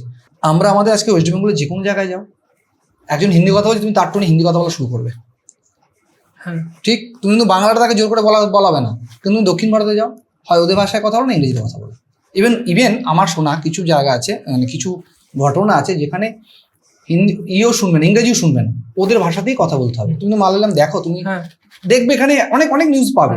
তো আমার বক্তব্য যে আমার মনে হয় যে আমরা যে কালচারে সেই কালচারে অ্যাডাপ্ট করা ভালো, বাট অ্যাজ এ লার্নার আমাদের বাংলা যেহেতু কন্টেন্ট কম, সেক্ষেত্রে আমরা সব জায়গা থেকে নিতে পারি। না এটা না একটা মানে বলবো দুজনই আর কি একটা রিলেটেবল, একটা অডিয়েন্স আর যে কন্টেন্ট মানে তারা রিলেটেবল। কারণ তুমি দেখবে যে তুমি যদি বলো মালায়ালাম ইন্ডাস্ট্রি, তুমি এখানে অনেক রিজিওনাল কন্টেন্ট দেখতে পাবে। ওদের যে কালচারটা ওরা খুব পুশ করে ভীষণ। তুমি ওখানে ওদের মেন যে অ্যাটায়ার, ড্রেস অ্যাটায়ার, তুমি দেখবে ওদের একটা সিনেমায় ড্রেস অ্যাটায়ারটা থাকবে, এবং ওই যে ওদের যে একটা মালায়ালাম ইন্ডাস্ট্রি যে কালচারটা, যে নৌকা, জল, কোকোনাট, নারকেল, ওই যে খাওয়ার, তো ওই যে কালচারটা ওরা খুব পুশ করে। ঠিক তুমি কিন্তু বাংলায় খুব একটা দেখতে পাবে। আরে বলছি তো, আমরা সবাই দেয়। আমি পার্টিকুলার কাউকে বলছি না, আমি একা চেঞ্জ করতে পারবো, তুমি একা চেঞ্জ করতে হবে না, আমরা সবাই দেয়।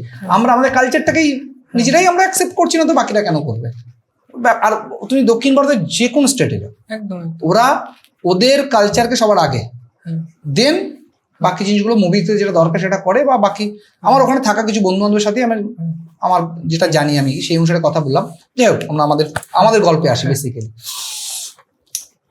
তুমি যে কোল মেলগুলো করো, কি ভেবে করো, তার বয়ানটা কি থাকে, এটা জাস্ট ফরম্যাটই। কারণ যারা দেখছে, যারা এইভাবে কোলাবোরেশন করতে চাইছে, তাদের জন্য খানিকটা হেল্প হয়। কারণ অনেকে জানি না কোলমেল কি। তুমি যদি সেটা একটু গাইড করে দাও, আশা করি যারা লার্নার হিসেবে এটা দেখছে এই পডকাস্টটা, তাদের অনেক উপকার। আমার প্রথমত ওটাই মাথায় রাখি যে না শুনতে হবে, ওটা আমি এক্সপেকটেশন রাখি না কোনো। আমি জাস্ট আমার ওটা কাজ যে এই ব্র্যান্ডকে আমি আজকে রিচ করবো। এবার এমন হয়েছে যে আমি হয়তো তাকে কোনোদিন রিচ করিনি, সে আমাকে রিচ করেছে, তো তখন কাজ হয়েছে একটা। বা এমন হয়েছে যে তারা একটা অন্য মানিটারি করছে, তার একটা বার্গেনিং এর জন্য কাজ হয়নি। বাট হ্যাঁ, এখানে আমি একটু বলতে পারো যে আমি একটা সার্টেন অ্যামাউন্ট অফ মানি নিচে আমি কাজ করবো না, এটা আমি প্রিন্সিপাল যে আমি যাই হয়ে যাক, আমি এই অ্যামাউন্টের নিচে বা একটা সার্টেন অ্যামাউন্টের ওটা লিমিট, ওর নিচে আমি যাবো না। যেটা হয়ে যাক, আমি অন্য কাজ করব, কিন্তু ওটা নিচে যাবো না, কারণ আমি ওই জন্য অনেক এফোর্ট দিই কাজটার জন্য। তো আমি ওটা করবো না। তুমি তোমার একটা মার্ক ঠিক করে রেখেছো, বস আমি এর নিচে যাবো না। তুমি কাজ করো, না করলে আমি আমার স্টোরি আমি আবার করবো। কিন্তু হ্যাঁ, তবে আমি কি রিচ আউট করি না, প্রচুর রিচ আউট করি। আর বলতে পারো যে আমি একটা ওই অডিয়েন্সকে ধরে রাখার জন্য একটা কনসিস্টেন্সি মেনটেন করে রাখি, যে আমার প্রত্যেক সপ্তাহে ধরো আমার মঙ্গলবার বা সোমবার করে একটা না একটা রিল আসবেই, যাবেই। কারণ একটা রিল বানানো অনেক টাফ। অ্যানিমেশনে রিল বানানো টাফ, স্টোরি বানানো আরো টাফ। তুমি যদি বলো একটা 4 মিনিট বা 3 মিনিটে, ওটা আরো টাফ অ্যানিমেশনে করো। তো যদি বলো ওই কয়েকটা সেকেন্ডের বানানো, ওটাও টাফ, ওটা এক সপ্তাহ বানানো যায় না। কিন্তু আমি চেষ্টা করি আমার আসবেই, মানে চেষ্টা না, আসবেই, যা হয়ে যাক। আমি কোথাও যাই, কোথাও আসি, আমার ওটা প্ল্যান থাকবে, তাহলে আমি আগে এই ব্যাকআপ গুলো কিভাবে তৈরি করো? এত ব্যস্ত শিডিউল থাকে, বাড়ির কাজ থাকে, টিউশনি থাকে, তার মধ্যে ব্যাকআপটা কিভাবে তৈরি করো? ওটা আমার কাছে ওটা মানে ব্যাকআপ হিসেবেই না, ওটা হচ্ছে প্রায়োরিটি, যে আমার ওটা আসবে যা হয়ে যাক, আমি রাত জেগে হলে ওটা করবো। সিনের একটা জ্ঞান দেবো। হ্যাঁ, এই জায়গাটা কোনদিন ছাড়ছেও না। যদি এটা না ছাড়ো, তোমার ক্যারিয়ার আলাদা পাতি থাকবে। আমি তোমাকে একটা স্টোরি বলি আবারও, আমি নামটা ঠিক মনে নেই, একজন অ্যাথলেটিক, হয়তো শুনবে, মানে জানো ব্যাপারটা, আমার নামটা মনে নেই। ও 365 দিন জ্বর হোক, বৃষ্টি হোক, রোদ হোক, ডাজন্ট ম্যাটার, সকালে উঠে 20 কিলোমিটার না কত রান করবেই করবে। স্টোরিটা আমি নামটা ঠিক মনে পড়ছে না, এটা সত্যি।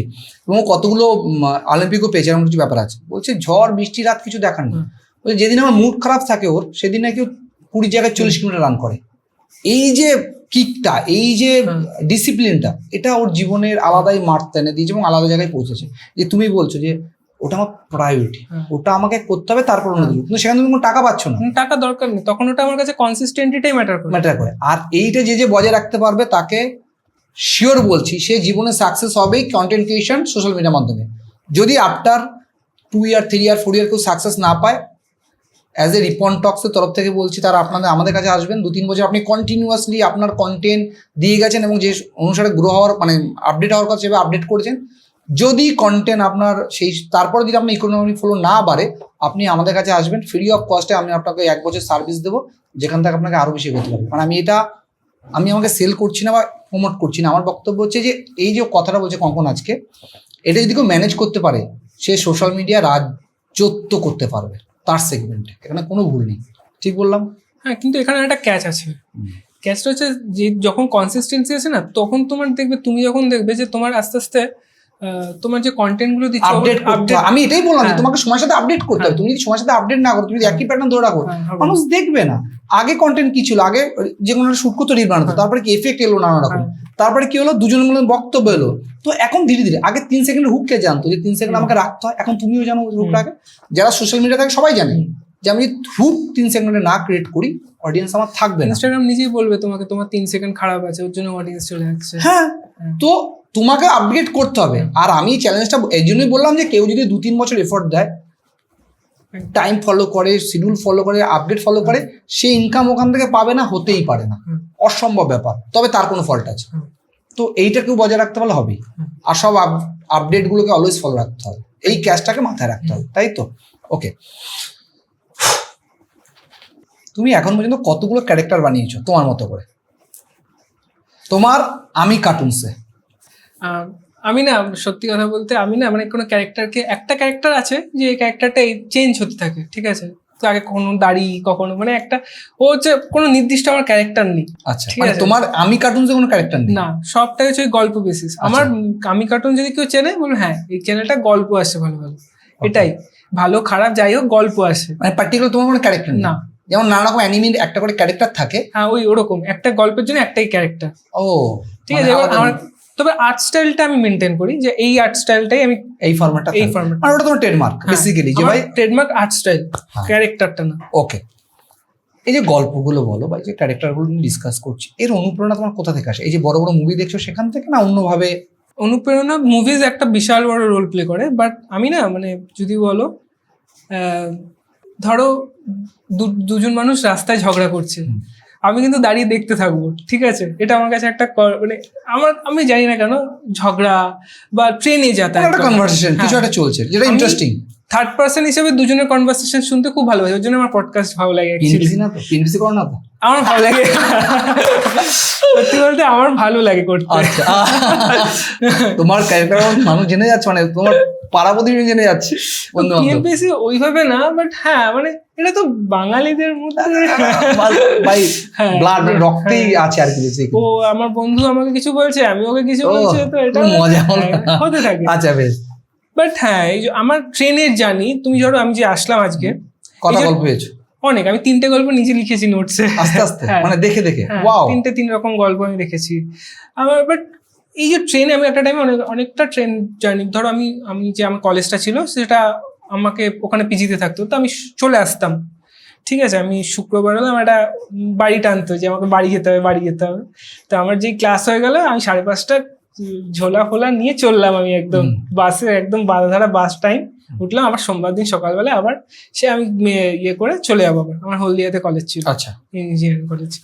তো আমি ঠিক ওই যে জার্নিটা আমার কাছে, ওই হলদিয়া থেকে মধ্যমগ্রাম বা বারাসাত, যে জার্নিটা, সেই জার্নিটাতেও আমি মানে এক এক দিন এক এক রকম ঘটনা দেখছি, কারণ প্রত্যেক সপ্তাহে আমি যাতায়াত করছি। ওগুলো সব মাথা থেকে গেছে কোনো না কোনো জায়গায়।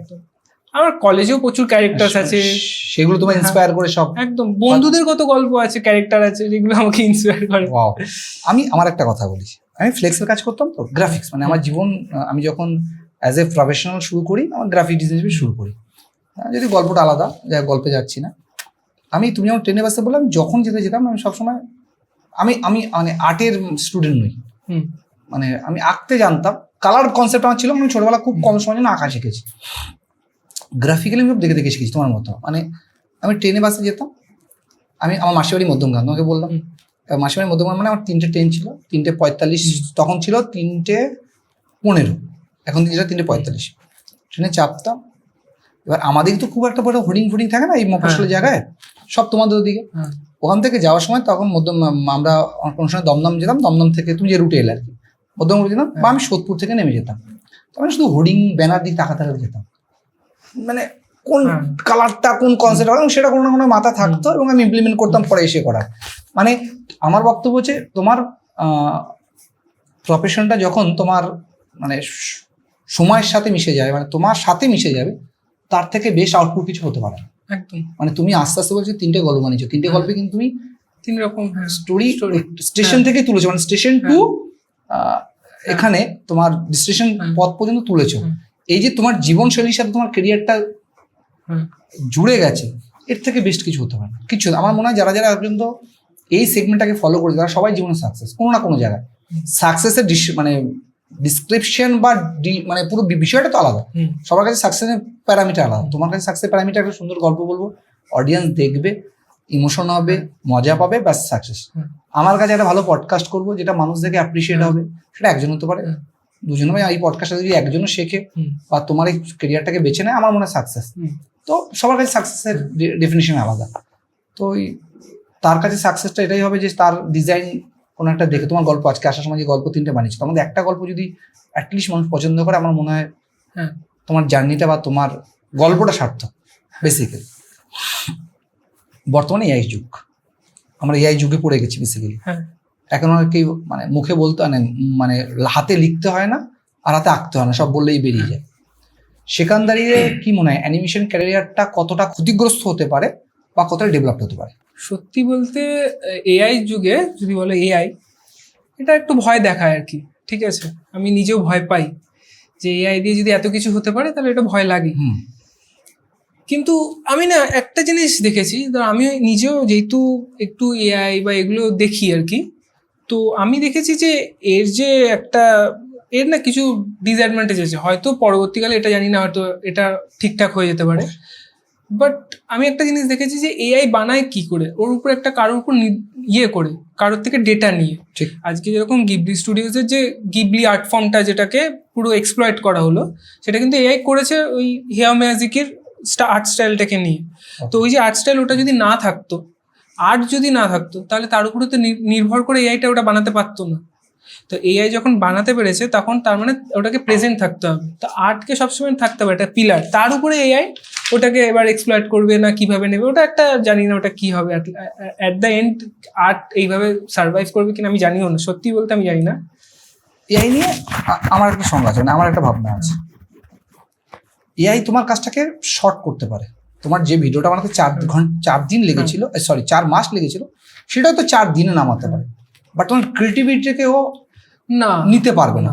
এটা হতে পারে যে তুমি একটা গল্প বানাবে, সেই গল্পটা আরো বেশ সুন্দর বানানো যায়, তার জন্য এআই কে প্রস্তাব দিতে পারে, সে তোমাকে শর্ট আউট করতে পারে, তার লেআউটটা সাজাতে পারে। মানে আমরা যে কাজটা করতে 4 মাস লাগছে সেটা 4 দিনে হতে পারে, হয়তো আর একটু ভালো কিছু হতে পারে। বাট আমার মনে হয় না যে কোনো ক্রিয়েটিভ মানুষ যার আইডিয়া, সেটাকে কোনোভাবে রিপ্লেস করতে পারবে এআই। না, এআই রিপ্লেস করতে পারবে না, বাট এআই তে না একটা ডিসঅ্যাডভান্টেজ হচ্ছে এআই নিজের কিছু রিপ্রেজেন্ট করছে না, সবটা লোকের নিয়ে করছে। যদি সেটা নিজের করতো সেটা আলাদা, তখন চাপের থাকতো, তখন তো মানুষকে কাজে লাগতো না, সে সব বার কথা ভবিষ্যতে করেও ফেলবে, সেটা ব্যাপার না। কিন্তু হিউম্যান পাওয়ার অলওয়েজ লাগবে অবশ্যই। মানে এআই কে কম্পিউটার যখন ছিল না তখন সব মানুষ কাজ করেছে, কম্পিউটার কি করেছে, মানুষের কাজ বড় বড় তাকের পর তাক ডকুমেন্টস খাতা, সেটাকে শর্ট আউট করে একটা ছোট্ট মেশিন নিয়ে এসছে।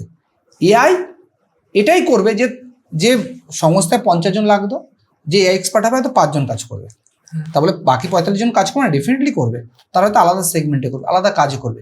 কিছু জায়গায় হিউম্যানকে রিপ্লেস করা সম্ভব না, কাজের সময়টা কমাতে পারে, ব্যবধানটা কমাতে পারে, এটা আমার দৃষ্টিভঙ্গি। এআই গল্প বলতে পারবে না, গল্পটা তো গল্প বলবে, কিন্তু তোমার থিঙ্কিংটাও নিতে পারবে না। তুমি একটা গল্প বানালে সেখানে কি কি লুফল হতে পারে বা কি কি হতে পারে সেটা হয়তো রিপ্লেস করে দিতে পারে বা ও বলতে হ্যাঁ, পারে। ধরো আমি আজকে একটা ছোট্ট এক্সাম্পল দিচ্ছি, ধরো আমি কার্টুন যে আমি যে চালাচ্ছি সেই জায়গায় একটা এআই কে, ধরো আমার জায়গায় একটা এআই কে দেখানো হলো যে এবার থেকে এ কন্টেন্ট দেবে, আমার রিলস গুলো এ দেবে। তো ও কি করবে, ধরো আমার কাছে যদি 100টা রিল থাকে, তো ও যদি দেখে যে ওর মধ্যে 60টা রিলস আছে লাভ রিলেশন এসব নিয়ে, তাহলে ও কিন্তু পরবর্তী থেকে ওই লাভ আর রিলেশনটাই দিতে থাকবে। ঠিক আছে, ও কিন্তু আর দেখবে না যে হ্যাঁ এই কন্টেন্টে থ্রিলারও আছে, ডিভোশনাল কিছু কন্টেন্টও আছে, তো এই কন্টেন্ট গুলো কিন্তু ও আর নেগলেক্ট করে যাবে। তখন অডিয়েন্স শুধু একটা লাভ রিলেটেড কন্টেন্টই সবসময় দেখতে পারবে।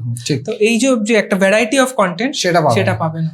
এআই কে কাজে লাগিয়ে আমাদের এগিয়ে যাওয়া ভালো আমার মনে হয়। যারা বর্তমানে এখনকার যে জেনজি বা যারা আছে, যারা বিলিয়নিয়ার, তাদের ক্ষেত্রে সুবিধা হচ্ছে যে তারা এআই কে কাজে লাগিয়ে বেস্ট আউটপুট দিতে পারে, আচ্ছা, যদি সঠিকভাবে। হ্যাঁ, তাই কি না? আচ্ছা, তো হ্যাঁ পারে, বাট আমি নিজে ইউজ করি না কিন্তু এখন এআই। এইটা আমার সাজেশন থাকলো তোমার প্রতি, বা যারা তোমার মতো কাজ করছে, একে ইউজ করা শুরু করো। আমরা ডিজিটাল মার্কেটিং চালাতে গিয়ে দেখছি এআই ছাড়া এখন আমি আপার কিছু ভাবা সম্ভব হচ্ছে না। আমি সময়টা ব্যবধান বলছি বা কাজের কথা বলছি, প্যারামিটার বলছি। আমি আমার সাজেশন তোমার প্রতি থাকলো, ইউজ করা শুরু করো। আচ্ছা, যদি ইউজ করা শুরু করো, তোমার প্রোডাক্টিভিটি বাড়বে, হ্যাঁ ডেফিনেটলি বাড়বে। শর্ট হয়ে যাবে কিছু কিছু যে দেখলো তোমার মানে আর্টওয়ার্কে ফেলারই দরকার নেই, ও ফেলে দিল। লেয়ার তোমাকেই বানাতে পারছো, লেয়ার কিন্তু ও বানিয়ে দেবে না, সেটা সম্ভব না ওর পক্ষে। মানে আমি একটা গ্রাফিক্স বলতে পারি যে এই গ্রাফিক্সটা তুমি বানিয়ে দাও, কিন্তু সেই গ্রাফিক্সের লেয়ার যারা ফটোশপ জানে তারা বুঝবে আমার কথাটা, বা যারা প্রিমিয়াম পুরো করে, লেয়ার কিন্তু তোমাকেই বানাতে হবে। তখন তুমি যদি আইডিয়াটা পেয়ে যাও, তোমার লেয়ার বানাতে সময় লাগবে না। এটা আমার সাজেশন, ইউজ করা শুরু করো, তবে আরো তাড়াতাড়ি আরো অনেকটা এগিয়ে যেতে পারবে। এটা আমার এক্সপিরিয়েন্স দিয়ে বলছি, বাকিটা একবার ট্রাই করে দেখো কি করা যায়। তুমি এটা 5 থেকে 7 বছর ধরে বলতে পারবো, বাট তার মাঝখানে না, মানে আমি কোনোদিন ফোকাসলি যে কন্টেন্ট বানাবো সেটা ছিল না। আমি 1 বছর, তোমার তো জার্নিটা তো ছিল, মানে তুমি প্রায় 5-7 বছর প্রপারলি বলতে পারো অ্যানিমেশনের সাথে বা অ্যানিমেশন ফিল্ডের সাথে ভালো করে ফলো করছো। কি মনে হচ্ছে বাংলার অ্যানিমেশন ক্যারিয়ার যারা করতে চায় তাদের কত ভালো ক্যারিয়ার হতে পারে, তারা কিভাবে এগোতে পারে? আমি যদি ইন্ডিয়ার বলি, ইন্ডিয়া বাংলাকে তো অ্যাটাচ করে যদি বলি, খুব গ্রোয়িং অডিয়েন্স, ওকে, খুব গ্রোয়িং অডিয়েন্স। তো আমি যদি বলি যে হ্যাঁ, তুমি যদি আরো পরবর্তীকালে দেখো, আরো অডিয়েন্স বাড়বে, অ্যানিমেশনে অডিয়েন্স আরো বাড়বে, কারণ যখন তুমি দেখতে পাচ্ছ যে কোনো কিছু শুট করতে লাগছে না, একটা তোমাকে প্রোডাকশন হয়তো টাইম কনজিউমিং, কাজটা খুব টাইম কনজিউমিং, বাট তোমার যখন প্রোডাকশনটা আরো ভালো আসছে, এবং এখন যে এখন যে অডিয়েন্সটা আমি মনে করি তারা খুব অ্যাডাপ্ট করতে পারছে ভালো জিনিস। ঠিক আছে, মানে আমি যদি রিলস বলি, তারা কিন্তু, আমার এমন রিলসও আছে যেটা আমি ভাবিনি, মানে আমি একটা গল্প বলছি ছোট, ধরো আমি একটা গল্প বানিয়েছিলাম যে পৃথিবীর শেষ মানুষ এবং ফার্স্ট মানুষ দুজনের মধ্যে কনভারসেশন হচ্ছে, সেটা আমি ভেবেছিলাম কেউ দেখবে না, কিন্তু সেটা তো 3 লাখ ভিউজ গেছে। ঠিক আছে, কিন্তু ওটা আমি ভাবিনি, কারণ এটা দুজনের মধ্যে কনভারসেশন, যে কি করে তোমরা ধ্বংসটা করলে আর কি করে আমি সৃষ্টি করেছিলাম, এটা একটা কনভারসেশন ছিল। তো সেই যে কনভারসেশন, সেটা আমি ভেবেছিলাম বাংলায় কেউ দেখবে না, বাট দেখেছে লোকে। 3 লাখ তো কম না মানুষ, 3 লাখ মানুষ দেখেছে, তারা কমেন্ট করেছে, এক একটা কমেন্টে খুব ভালো ভালো রিপ্লাই, মানে কমেন্টের রিকমেন্ড হয়েছে। তো আমার তো এই জিনিসটা দেখে ভালো লাগে যে আমি তো বাংলায়, আমি তো রিজিওনাল কন্টেন্ট বানাচ্ছি, আমি তো হিন্দিতে বানাচ্ছি না, আমি রিজিওনাল কন্টেন্ট বানাচ্ছি, বাট এই যে রিজিওনাল কন্টেন্টে আমি একটা সার্টেন অ্যামাউন্ট অফ ভিউজ পাচ্ছি, কারণ লোকজন আমাকে ভালোবাসছে। তো এটা আসছে কারণ তারা গ্রোয়িং অডিয়েন্স, তারা ভালো লাগছে, তাদের অ্যানিমেশনটা, তাদের গল্পগুলো ভালো লাগছে, তার জন্যই আসছে। তো আমি মনে করি অ্যানিমেশন আস্তে আস্তে আরো গ্রো করবে, আরো প্রচুর লোক অ্যানিমেশন করবে। রিজিওনাল কন্টেন্টের অডিয়েন্স বাড়ছে, অ্যাজ এ পডকাস্টার হিসাবে আমরা বলছি, বা বাকি চ্যানেল সামলার দিকেও দেখি রিজিওনাল ডেফিনেটলি কন্টেন্ট বাড়ছে, সেখানে ভুল নেই। অ্যানিমেশনও তুমি যেটা বলছো, তুমি ওই ফিল্ডে তুমি আমার থেকে ভালো জানবে, ওর অডিয়েন্স বাড়ছে, তার মানে মানুষ ধীরে ধীরে অ্যাকসেপ্ট করছে নিজের ভাষা, নিজের পছন্দগুলোকে। ভালো জিনিস। আমি কার্টুনস ভবিষ্যতে প্ল্যান কি আছে, মানে কি প্ল্যান এগিয়ে মানে ধরে এগোচ্ছ জীবনে? আমি ওইভাবে কোনো প্ল্যান করা নেই, to be honestly speaking, but আমার কাছে হচ্ছে জিনিসটা যে কাজ করে যাবো, ওই আমার যে কনসিস্টেন্সি ওটা মেনটেন করবো। বাট হ্যাঁ, একটা টাইমে হয়তো এরকম হতে পারে যে হ্যাঁ, এবার আমি মনে করতে পারি যে এবার একটু বড় কিছু ভাবা যেতে পারে, গল্প বলাটাকে, তো তখন আস্তে আস্তে ভাববো। বাট হ্যাঁ, আমি আস্তে আস্তে এটাও শিফট করছি যে আমি আস্তে আস্তে আমার ইউটিউবটার যে বড় ভিডিও, এবার একটু ভালো বড় ভিডিও, আমি জানি না অডিয়েন্স নেবে, অডিয়েন্স অ্যানিমেশনে বড় ভিডিও নেবে কিনা জানি না, এটা অ্যাকচুয়ালি বানানোটা অনেকটা টাফ, প্রচুর নেবে, মানে বিশেষ করে তুমি যদি বাচ্চা কিডসকে মাথায় রেখে করতে পারো প্রচুর নেবে। প্রবলেমটা হচ্ছে আমি কিডসকে মাথায় রেখে করি। বানায় না, আমি বুঝলাম, আমি তোমার কথা শুনে ওই জন্য না, যদি তুমি কিডসকে মাথায় থাকো, বড়রা না আমি জানি না কতটা নেয়, আমি ব্যক্তিগত আমি খুব একটা কার্টুন দেখি না, বাট আমার মেয়ে, আমার ছেলে, আমার বাড়িতে 3টে বাচ্চা আছে, সবাই কার্টুনের অন্ধভক্ত। মানে বাড়িতে কার্টুন দিতে আর কিছু দিতে হবে না। সে তুমি বলো না যে বাড়িতে এসে যতক্ষণ না পেটানি খাচ্ছে ততক্ষণ আমাদের বাড়িতে সেম প্রসেস চলে আর কি। যতক্ষণ না মা কাকিমারা পেটাচ্ছে ততক্ষণ কেউ উঠবে না ওখান থেকে ওরা। তো ওই বাচ্চাদের যদি বানাতে পারো, আমি যেহেতু দেখেছি, আমার অ্যানালাইজ থেকে বলছি, ভালো একটা অপশন রয়েছে, ভালো। বাট প্রিন্সিপাল একটাই, ধৈর্য। হ্যাঁ, আমি এখন একটা জিনিস বলতে পারি যে আমি না, মানে আমি অ্যাকচুয়ালি বানাই ভিডিও, যখন বানাই আমি ওটা কিন্তু বাচ্চাদের মাথায় রেখে বানাই না। আমার কামি কার্টুন আমি রেকমেন্ডও করবো না যে বাচ্চাদের জন্য খুব ভালো আর কি। আচ্ছা, ঠিক আছে, কারণ ওর মধ্যে অনেক আমি কনফ্লিক্টস দেখাই, যেরকম আমি বাবা মার কনফ্লিক্টস দেখাই। ঠিক আছে, তো এই কনফ্লিক্টস গুলো তো একটা বাচ্চার দেখার জিনিস নয়। ঠিক। তো এমন রিলেশন প্রবলেমস দেখাই, তো এগুলো তো বাচ্চাদের জন্য না। বাট আমি কি করি এখন, যদি বলো ইউটিউবের জন্য, আমি এটা ভাবছি যে বানাবো বড়দের জন্য, বাট ওটাকে কি করে বাচ্চাদের মতো করে আর কি দেখানো যায়, ওইটাকে একটা টুইন করার চেষ্টা করবো। কারণ আমরা তো ভাববোই বড়দের জন্য, কারণ আমি স্টোরি বোর্ডটাই তৈরি হবে বড়দের জন্যই। না, সেখানে অবশ্যই বাচ্চাদের হিংস রেখো, তবে বেশ ভালো রিচ আউট হবে আমার মনে হয়, রিচ হবে। কারণ এটা দেখি, মানে আমিও আমার বাড়ির সন্তানকে, আমার বাড়ির ছেলেমেয়েদের দেখে আমি আর কি বলছি, এরকম অনেকেই আছে। আর দেখো, অ্যানিমি যদি একটা জাপানিজ একটা মানে ইন্ডাস্ট্রি বলতে পারো, যদি এত পপুলার হতে পারে, আমাদের ভারতে তো অসংখ্য ট্যালেন্টেড মানুষ আছে তোমাদের মতো, যারা একটা সেক্টরই তৈরি করতে পারে। তো সবাই যদি এফোর্ট দেয়, আমার মনে হয় আমাদের আমাদের ওয়েস্ট ইন্ডিয়াতেও হয়তো কিছু এমন করা যেতে পারে যেটা অ্যানিমির মতো এতটা ফেমাস হতে পারে। হবে আরো হবে। কারণ তুমি দেখো, রিসেন্টলি নেটফ্লিক্সে একটা সিরিজ এসছে মহাভারতের নিয়ে, কুরুক্ষেত্র। ওটা পুরো 3D অ্যানিমেটেড উপরে, ওটা কমপ্লিটলি তুমি দেখবে। তো আমি তো ওটা কমপ্লিটলি দেখেছি, ঠিক আছে, কমপ্লিটলি এপিসোড ওয়াইজ এপিসোড যদি দেখো তুমি দেখবে ওখানে বেশিরভাগই বেঙ্গলি অ্যানিমেটার্স কাজ করেছে। আমি তো দেখি, মানে আমার খুব ভালো লেগেছে। তুমি যদি দেখো, তুমি দেখতে পাবে যে ওইটা হিন্দিতে অ্যাকচুয়ালি, বাট পুরো কুরুক্ষেত্র, আমি দেখেছি, ট্রেলারটা দেখেছি।